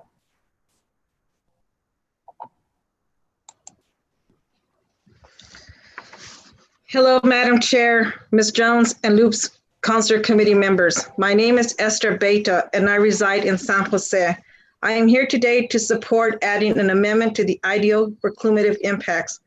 When we address city departments in hearings about cumulative impacts, we get the same answer. There are no ordinance for cumulative impacts where we are in compliance with the law. The reason for these callous remarks is there are no protections to the residents that live near many heavy industrial companies spewing pollutants, loud noise, day and night, foul odors, and all of the other issues that come from those heavy industrial companies we deal with on a daily basis. When we oppose an air permit, we are told it's a land zoning issue. When we oppose a special use permit, we are told it's an air quality, water quality, or petroleum tank storage issue. The bottom line is we do not have any protections that deal with the disproportionate locations of many heavy industrial companies in our neighborhood of San Jose. Our neighborhood population represents 1% of the city population, yet we have 29% of the city's heavy industrial companies. We need a cumulative impact amendment added to the IDO. The inactions of not providing us suitable laws to protect us from cumulative impacts is environmental racism. We urge for you to approve the B20F cumulative impact amendment into the Loops hearing, and let our city councilors vote and ratify the amendment to protect residents living nearby to multiple heavy industrial facilities in their neighborhood with a cumulative impact amendment to be added to the IDO. Thank you for your time. Thank you, Ms. Abeta. Next on the list is Jackie Fishman. Ms. Fishman, are you here? I am. Thank you. Thanks for this opportunity to provide comments, and thank you mostly to planning and city council staff. You've been great throughout this process. As we all acknowledged in 2018, when the IDO went into effect, it wasn't a perfect document. Until we started having projects, it was difficult to know the cumulative effect that some of the IDO regulations would have. I participated and provided comments during the EPC hearings leading up to this point and thought we had a really good outcome. I've been talking to council staff on other IDO issues that have come to light since EPC. Generally speaking, since IDO adoption in 2018, consensus planning has worked on more variances by far than ever before, and sometimes we go a year without a variance. Now we're at the ZHE pretty much every month. These have included variances to building heights, glazing, window depth, setbacks, delivery service window placement on corner lots, and so on. I've sometimes had multiple variances on a single project, all approved by ZHE, which to me is a clear indication that some of the regulations aren't working as intended. Through this process, it's come to light where some of the problems lie, and most of them have been addressed in Packet B of the IDO amendments. In addition to the amendments that came through EPC, I want to express my strong support for amendments to building heights as expressed in Amendment B2. I think that's a really good change. Facade design is expressed in Amendment 7, which adds more options for meeting the intent of building articulation within the pedestrian realm, while allowing for a reduction in the glazing requirement to 30% and a reduction in the visible depth from the facade from 20 to 6 feet. Ground floor clear height. Thank you, Ms. Fishman. I'm sorry, but your time is up. Thank you. Thank you very much. The next speaker is Eric Jantz. Mr. Jantz, are you here? I am. Great. Thank you, Please Madam proceed. Chair. Thank you. Thank you, Madam Chair, members of the committee. My name is Eric Jantz. I live in District 7. And I would like to speak in support of Amendment B21, cumulative impacts. I think that this, excuse me, I think that this amendment to the IDO is long overdue. It's a first step in remedying a long history of zoning decisions that have resulted in a disproportionate amount of polluting industrial activities in communities of color. It begins to remedy things like exclusionary zoning, redlining, restrictive covenants that have forced communities like San Jose, like Mountain View, like Greater Gardner to bear the disproportionate burden of industry in this city. So thank you very much. I appreciate your attention. Thank you. The next public commenter is David Ree. Hi, yes, my name is David Ray. Good evening, councilors. Thank you for your work on the IDO and the amendments. I'm going to also comment on Amendment B21, sponsored by Councilor Benton. I'm here as a UNM clinical law student speaking on behalf of the clinic's client, Los Jardines Institute, and myself as a lifetime resident of Albuquerque. I have not heard any person tonight speak out against B21. First, I want to say it's refreshing to see cumulative impacts considered in the ordinance. Albuquerque needs an ordinance on the books that address environmental justice. I have some additional thoughts. If one point can be taken away from my time tonight, in the draft itself, there are bullet points for a cumulative impact study form. This form includes things like location and truck trips. My client believes that a meaningful addition would be a bullet point for truck idling as an item that should be reported on in the proposed cumulative impact study form. This is in line with the general purpose of the addendum, and this is also will reduce emissions. This burning diesel fuel in a place where you have trains also burning diesel fuel and many other particulates in the air, and through trucks idling is just something that we could address right away. This will also reduce noise, vibrations, as are purposed by this impact study. Idling trucks are also a safety hazard. They can be dangerous. Drivers can lose attention while they idle, and there are children playing nearby. Accidents can happen. I work for a civil plaintiff firm, and I have a case where a young man was crushed by a tractor trailer that accidentally got shifted into gear. I also believe that meaningful enforcement means that we need an enforcement provision, a so-called teeth to this bill. And I want to know I just have some questions, I guess. Who has the authority to enforce these requirements, and how will they be enforced? What is the source of that authority, and what is their capacity to enforce? And I also believe that meaningful community involvement should be involved with no surprise. Thank you, Mr. Ree. Your time is up. Thank you very much. Thank you. And I see that Councillor Benton has a question. Councillor Benton? Yes, I wanted to ask Mr. Ree about the truck idling, because I'm interested in that, and it seems logical. We know we've had some meetings with the railroad, which has its own unique rights, unfortunately, apparently protected by federal law. But I think what you're saying about idling trucks and then in relation to rail traffic nearby is that an idling truck would be adding to the diesel type emissions of these current day vehicles over and above those idling trains or operating trains, correct? Yes, Councillor, that's exactly what we're saying. I think that's an important point, so I'd love to ask staff to take a look at that for sure. Thank you. I appreciate you for addressing me. And with regard to enforcement, I don't know if staff wants to address that question. I'd like to just hear an answer to that.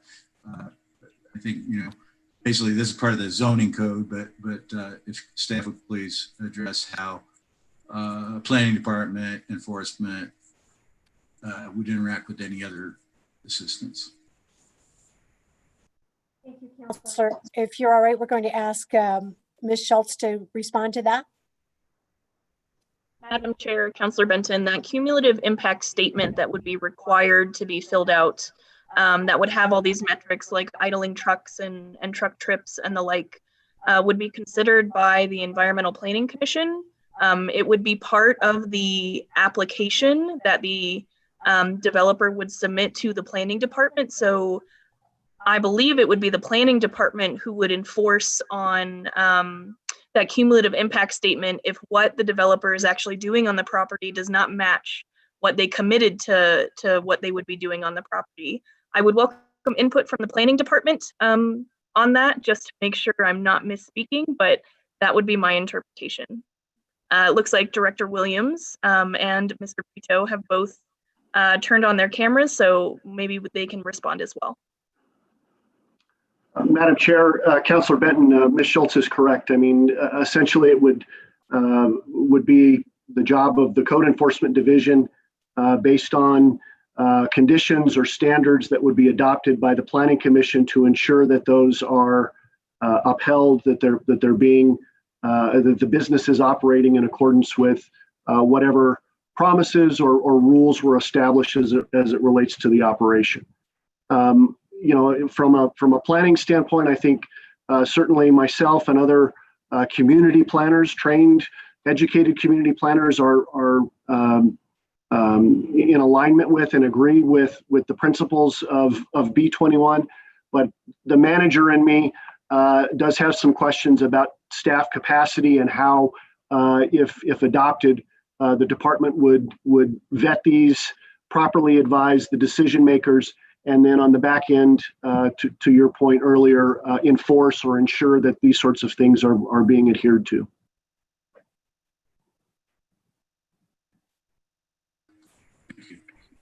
Thank you.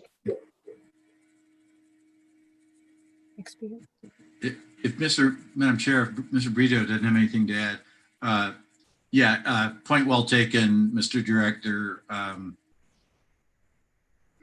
We know we have a lot of areas throughout the city where we need more staff capacity, and this is one that's historically been a complaint, and council needs to take that on. And we're hoping for better times, and we'll have some more revenue and hire some more people, because Mr. Ree brings up kind of the key issue is let's say somebody does commit to this and then they're not following it. That's when we need to be able to step in. So thank you. Thank you, Councilor Benton. Thank you, Councilor Benton, and thank you, Mr. Ree. Next speaker. The next public speaker is Marisol Archuleta.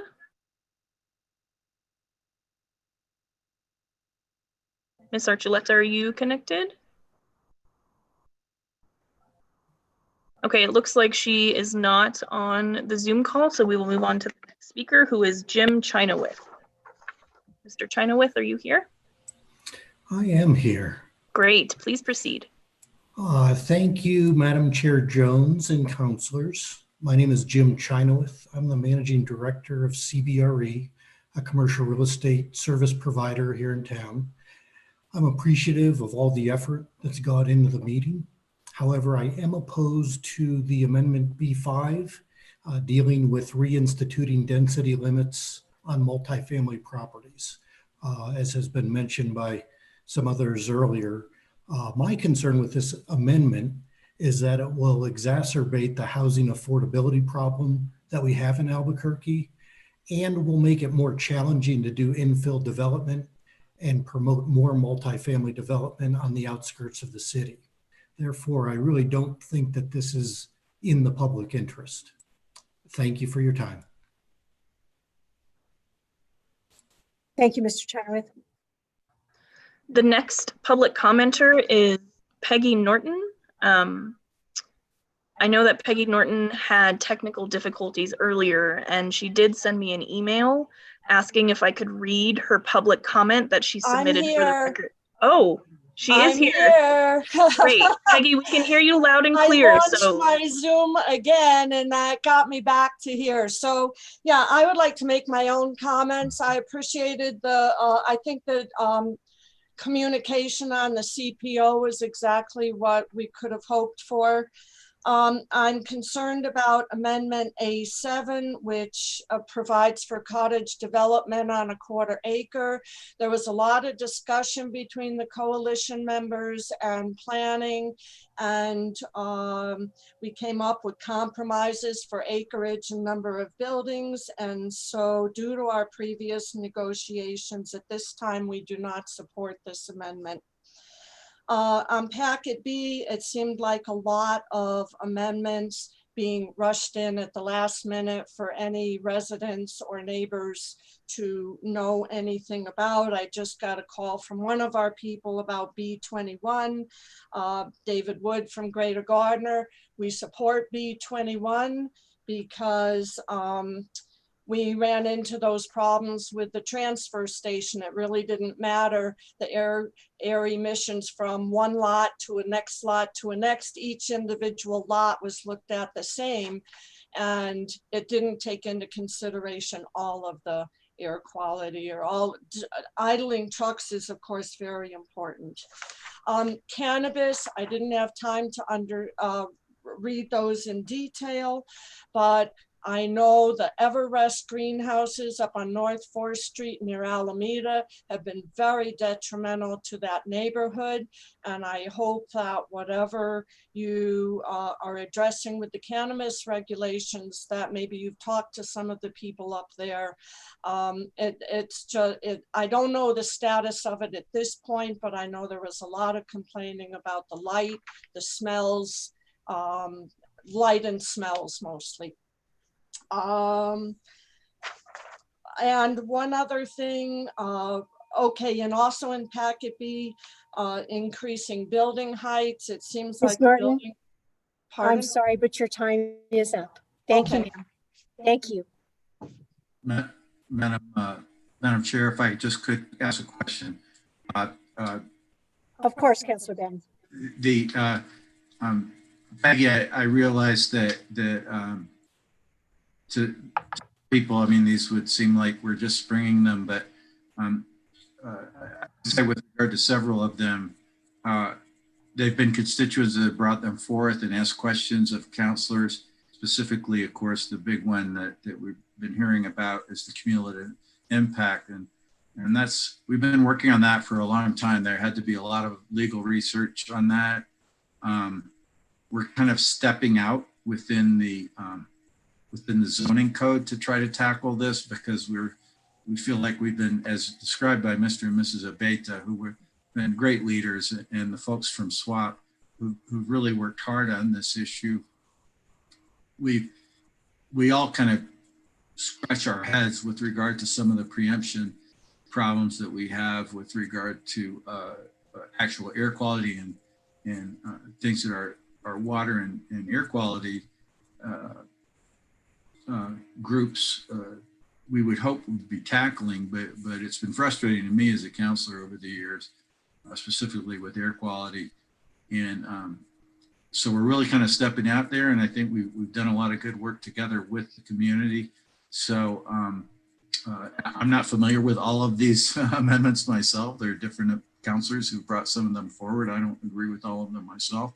So I very much would like to hear from you and others in the Valley who want to weigh in and on specifically on different amendments and have any questions. I encourage you to speak to staff or to let me know about it. Staff get back to you on it.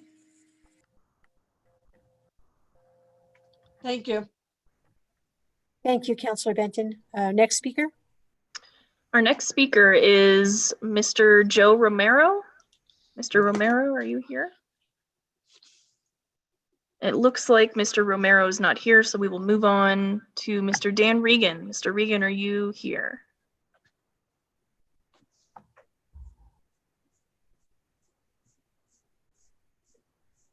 I do see that Mr. Regan is connected. Oh, there he is. I had to get stuff turned on.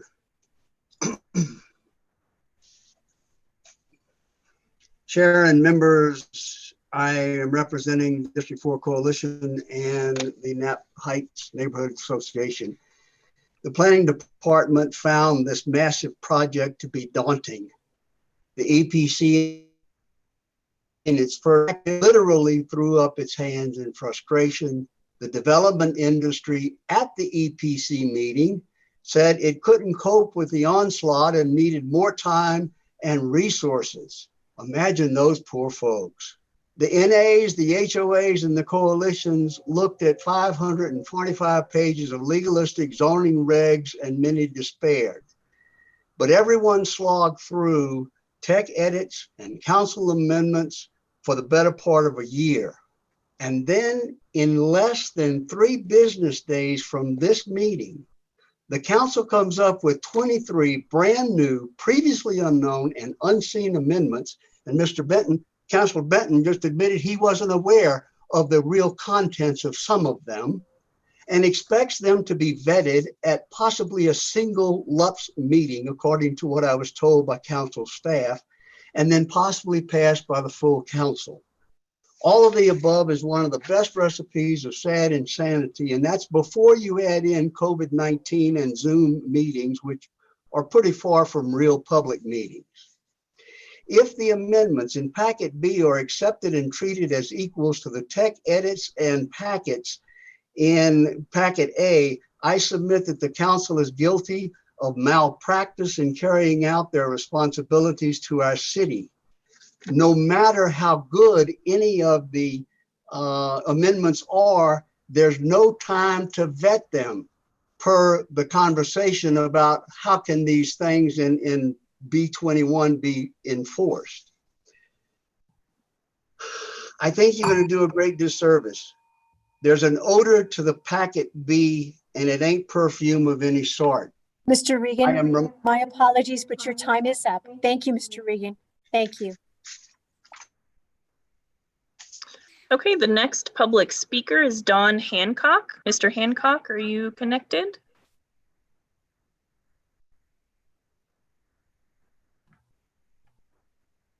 I do see Mr. Hancock in the room. And it ain't perfume of any sort. Mr. Regan, my apologies, but your time is up. Thank you, Mr. Regan. Mr. Hancock, are you prepared to speak? Okay, the next public speaker is Don Hancock. Mr. Hancock, are you?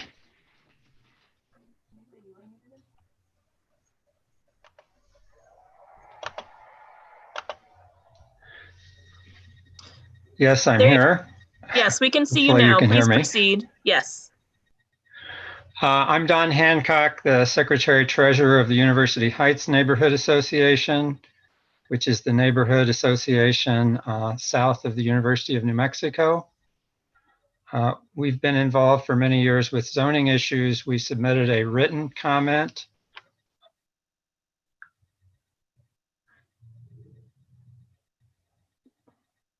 I guess I think I'm coming on now. We submitted a written comment in support of Amendment B15 related to solar access, which we do support and urge its adoption.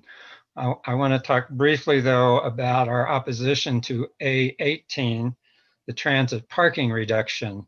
2 points I want to make. The IDO has already, in our area, reduced the parking requirement by 33%. And so in areas that we have a 33% reduction, this amendment would add a 10% reduction to, which we think is totally inappropriate and very detrimental to the neighborhood, and in fact, unnecessary as well. So we do oppose that. We are continuing to work with staff on it. We appreciate their work, and we hope that will not be adopted because it is detrimental. I would also point out this is area of consistency in our neighborhood that this major change would happen in, and it's an area that there is, in fact, new multifamily development going on consistent with the existing IDO. So again, we do not believe further parking reduction is either needed or justified. Thank you very much. Thank you, Mr. Hancock. Counselor, Madam Chair. Counselor Borrego, if you would push your raise hand thing, I'm monitoring it and I would always call on you, but go ahead. Well, I would just like to say hello to Mr. Hancock. I haven't seen him in about 20 years.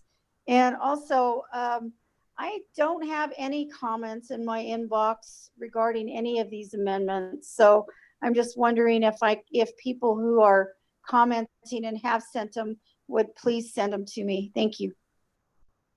Thank you, Counselor. Madam Chair, I'd like to comment quickly that comments that our office received prior to about 3 p.m. did go into the iPads. Those were comments sent directly to the clerk of the council. So that's one location that you might be able to access them from. And if you'd like, we can forward other comments to you as well. Thank you, Shanna. I just checked my inbox and I don't have any. Thank you. Okay, the next public speaker is Jim Weibel. Mr. Weibel, are you connected? I sure am. Thank you very much. Madam Chair, counselors, thank you for the time this afternoon or this evening. I'd like to comment quickly on 2 of the amendments. First, A8, with regard to the drive-throughs, I'd like to speak in support of that. Anything that we can continue to do with the IDO regarding reducing the conflict between the pedestrian and drive-throughs while still continuing to modify our IDO so that we can respond favorably to the needs of the market, I'm in full support of, and I think the A8 does that. We saw during the pandemic actually that, and we're getting continuing signals through the retail commercial real estate industry that drive-throughs are becoming even more important than they have been in the past. Secondly, with regard to B5, I would like to speak against that one in terms of imposing density limits.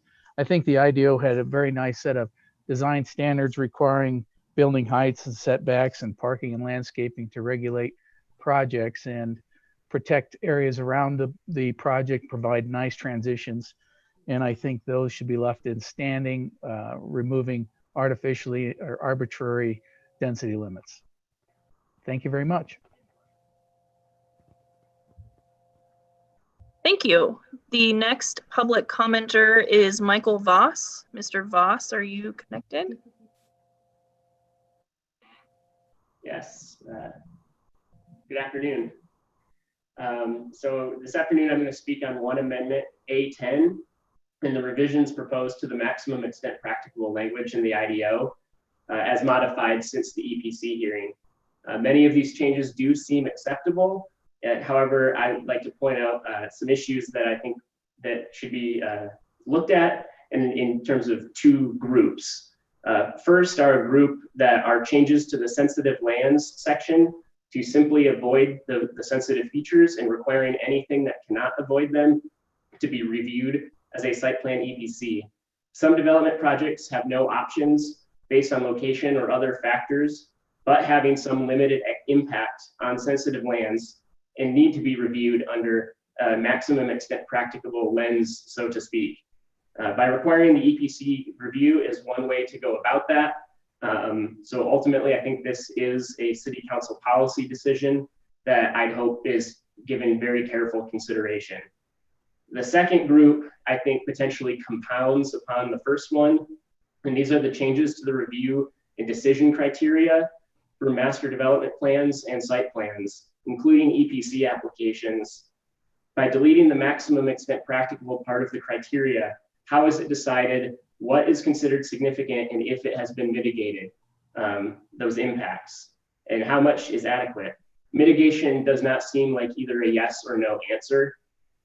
So it's ultimately on a spectrum, and the decision makers need the ability to decide at some point on that spectrum. Proponents for a project will always say that they have mitigated the impact. Opponents for the project will always say that the impact has not been mitigated, and without allowing that discretion seems like fodder for appeals and issues pushing projects out and delaying them. So again, I urge your careful consideration of that amendment and any unintended consequences it could have. Thank you. Thank you. The next public speaker is Shannon Baca. Ms. Baca, are you connected? Can you hear me? Oh, I can see myself. Yes, please proceed. Hi. So my name is Shannon Baca. Hello to all the council members and the staff. I live in District 4, directly across the street from Alameda Barstow development. I am the only home there. And then I am also a healthcare provider on 4th Street. So I am very familiar with the monstrosity that is on 4th Street, which I have to drive by quite often. Why I am calling in is because I want to discuss B5. I also do not like B2 with the height restrictions, but originally the IDO had a limit of 20. And then it became nebulous back in 2018. And now it is suggested that it be 150% of what it was previously. And what I liked about what Shanna said was about the property on 4th Street was it's putting a wall right in the middle of the whole community. And our community was supposed to be protected, preserved neighborhoods that were compatible in form and in scale to the immediate surrounding development, consistent with the long established resident developed patterns. That I do not see anything on Alameda, even, from Wyoming, maybe even Louisiana, all the way up towards the mountain, that has anything to do with that. And the people who actually live where this property is going to be will lose their mountain views, and they will lose their property value. So it will divide the community. Okay, thank you. Thank you, Ms. Baca. Thank you for hearing the bell. I appreciate it. Oh, yeah. Thank you, ma'am. Thank you. Our next public speaker is Renee Horvath. Ms. Horvath, are you connected?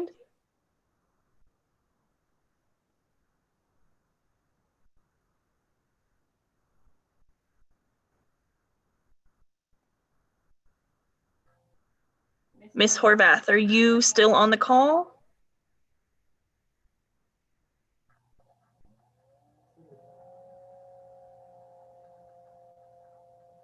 Ms. Horvath, I do see that you're in the Zoom meeting room. Please unmute your microphone at this time. Okay, can you hear me? Yes, yes, Ms. Horvath, we can. Okay, and I can't hear you, Shannon. Ms. Horvath, are you still on the call? Yeah, I can hear you now. Can you hear me? And can anybody hear me? Ms. Horvath, yes, it sounds like you're listening to us via the YouTube feed, which does have about a 15-second delay. Yeah. Please unmute your microphone at this time. Okay, can you hear me? Yes, yes, Ms. Horvath, we can. Okay, and I can't hear you, Shannon. Oh, why is it not doing that? Ms. Okay. Horvath, are you still on Okay. the call? Yeah, I can hear you now. Can you hear me? And can anybody? Nobody can see me. Ms. Horvath, yes, it sounds like you're listening to us via the YouTube feed, Okay. which does have about a 15-second delay. Okay, Please okay, I can see people. Yes. Okay. Well, I just want to say that I've been very involved with going to the EPC on all these amendments and technical edits. There was like 300 technical edits, 20 amendments, and that's a lot. And here on the west side, we get a lot of development. So I do have Ms. Horvath, we can't hear you. Your audio was working momentarily, but now it's not.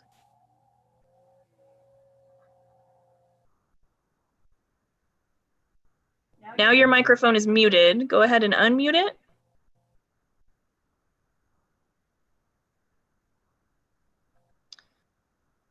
We cannot hear you.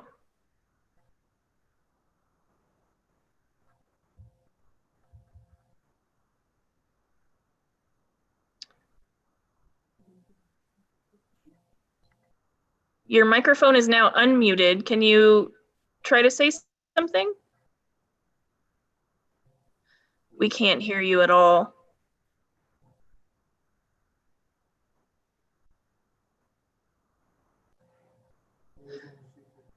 Ms. Horvath, we're gonna move to the last public speaker. If you're able to fix your microphone issue after that time, we can pull you back in to provide your public comment. So for the time being, we'll move on to the last public speaker. That's going to be Becky Davis. Miss Davis, are you connected?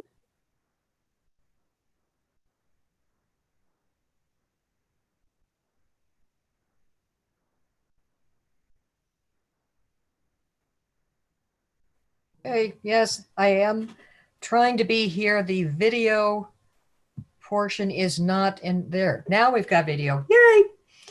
Okay, I would like to have you remove to the maximum extent possible from all aspects of the IDO, including one of the later amendments. Either the regs and specifications in the IDO work or they don't. Please don't weasel around the limitations in the IDO or it loses its effectiveness with this wording. Regarding Amendment A18, please retain parking, breadth and depth. We are a car culture and trying to force bus ridership by reducing parking spaces in developments brings hardship to those who least able to compete in the city, old folks and the handicapped. We are supposed to support diversity and opportunity. Further, I am supporting B3, the common open space. Yes, yes. And the removal of conservation development, B4, remove it so that we can concentrate on refining cluster development. Yeah, so A18, bad, really bad. That's about all I have to say. Thank you. Thank you, ma'am. We appreciate the comments. Thank you, Ms. Davis. Okay, Miss Horvath, would you like to give it one more try? I can see your lips moving and your microphone's not muted.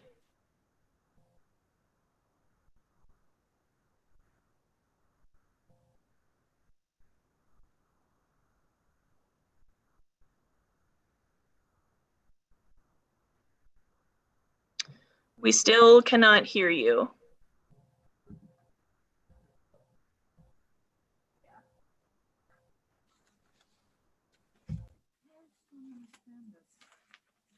We can hear her now. You can hear me? Oh, yes, you're very quiet. Are you able to move a little closer to wherever your microphone is? Can you hear me now? We can. It's still pretty quiet, but we can hear you. Okay. All right. I'll give it a try. Hope you can hear me. Okay. I just, this has been a pretty overwhelming task, but I'm going to comment on a few of these amendments real quick, and I do have some concern. On the west side, we have a lot of development, but we also have traffic issues, overcrowded school issues, open space preservation issues, and the biggest asset we got are our views. So that's the one thing that we pay attention to. So when it comes to density, we really paid a lot of attention to density. So that's why I kind of looked at the contextual standards and the cottage and kind of wondered, why are we reducing the lot sizes for that? Because I'm not sure what we're getting. And I thought that cottage development for an acre was more appropriate. So I think we need to understand what are we trying to achieve here besides just increasing the density. So I'm also concerned about the density that's being proposed, because 30 DUs per acre is pretty high already. And I know the other speakers, some of them in the industry think it's too low, but that's pretty high. As far as cluster development, when it comes to open space issues, I saw this as a great design tool, but it hasn't been applied appropriately. And we have issues here on the west side, especially around the petroglyph issues. We need that's a great design tool to cluster the development on one side of the property and a buffer on the other, because right now there are residents dealing with drainage and erosion control issues and wildlife conflicts. So since we have open space like the petroglyphs, like the river, Bosque, and other areas that we're trying to preserve, these are great design tools. So I want to know more about what the changes are. Thank you, Ms. Horvath. Your time is up. Thank you, Ms. Horvath. Madam Chair, that does conclude our public commenters for this evening. Thank you, Ms. Schultz. So counselors, are there any other questions or comments?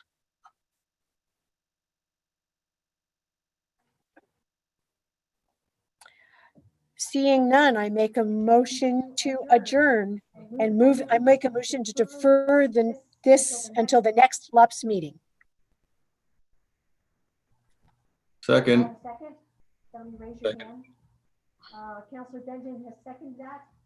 All those in favor of deferral until the next LUPS meeting, we're going to take a roll call. Councillor Benton, Yes. Councillor Borrego, Yes. Councillor Gibson, Yes. Councillor Jones, Yes. Councillor Harris. Yes. That passes on a 5-0 vote. Thank you, counselors. And seeing no other further business, this LUPS committee meeting is adjourned. Thank you all. Madam Chair, it looks like Ms. Morris has her hand raised. All right, Ms. Morris. Good afternoon. I just wanted to make sure that just for the public that are on the call, that the next LUPS meeting is June 24th at 5 p.m. We have a lot of people in the room, and this is a good opportunity to let them know exactly when that is. Thank you, Ms. Morris. I appreciate that reminder. Thank you very much. Good evening, everyone. Thanks for joining us.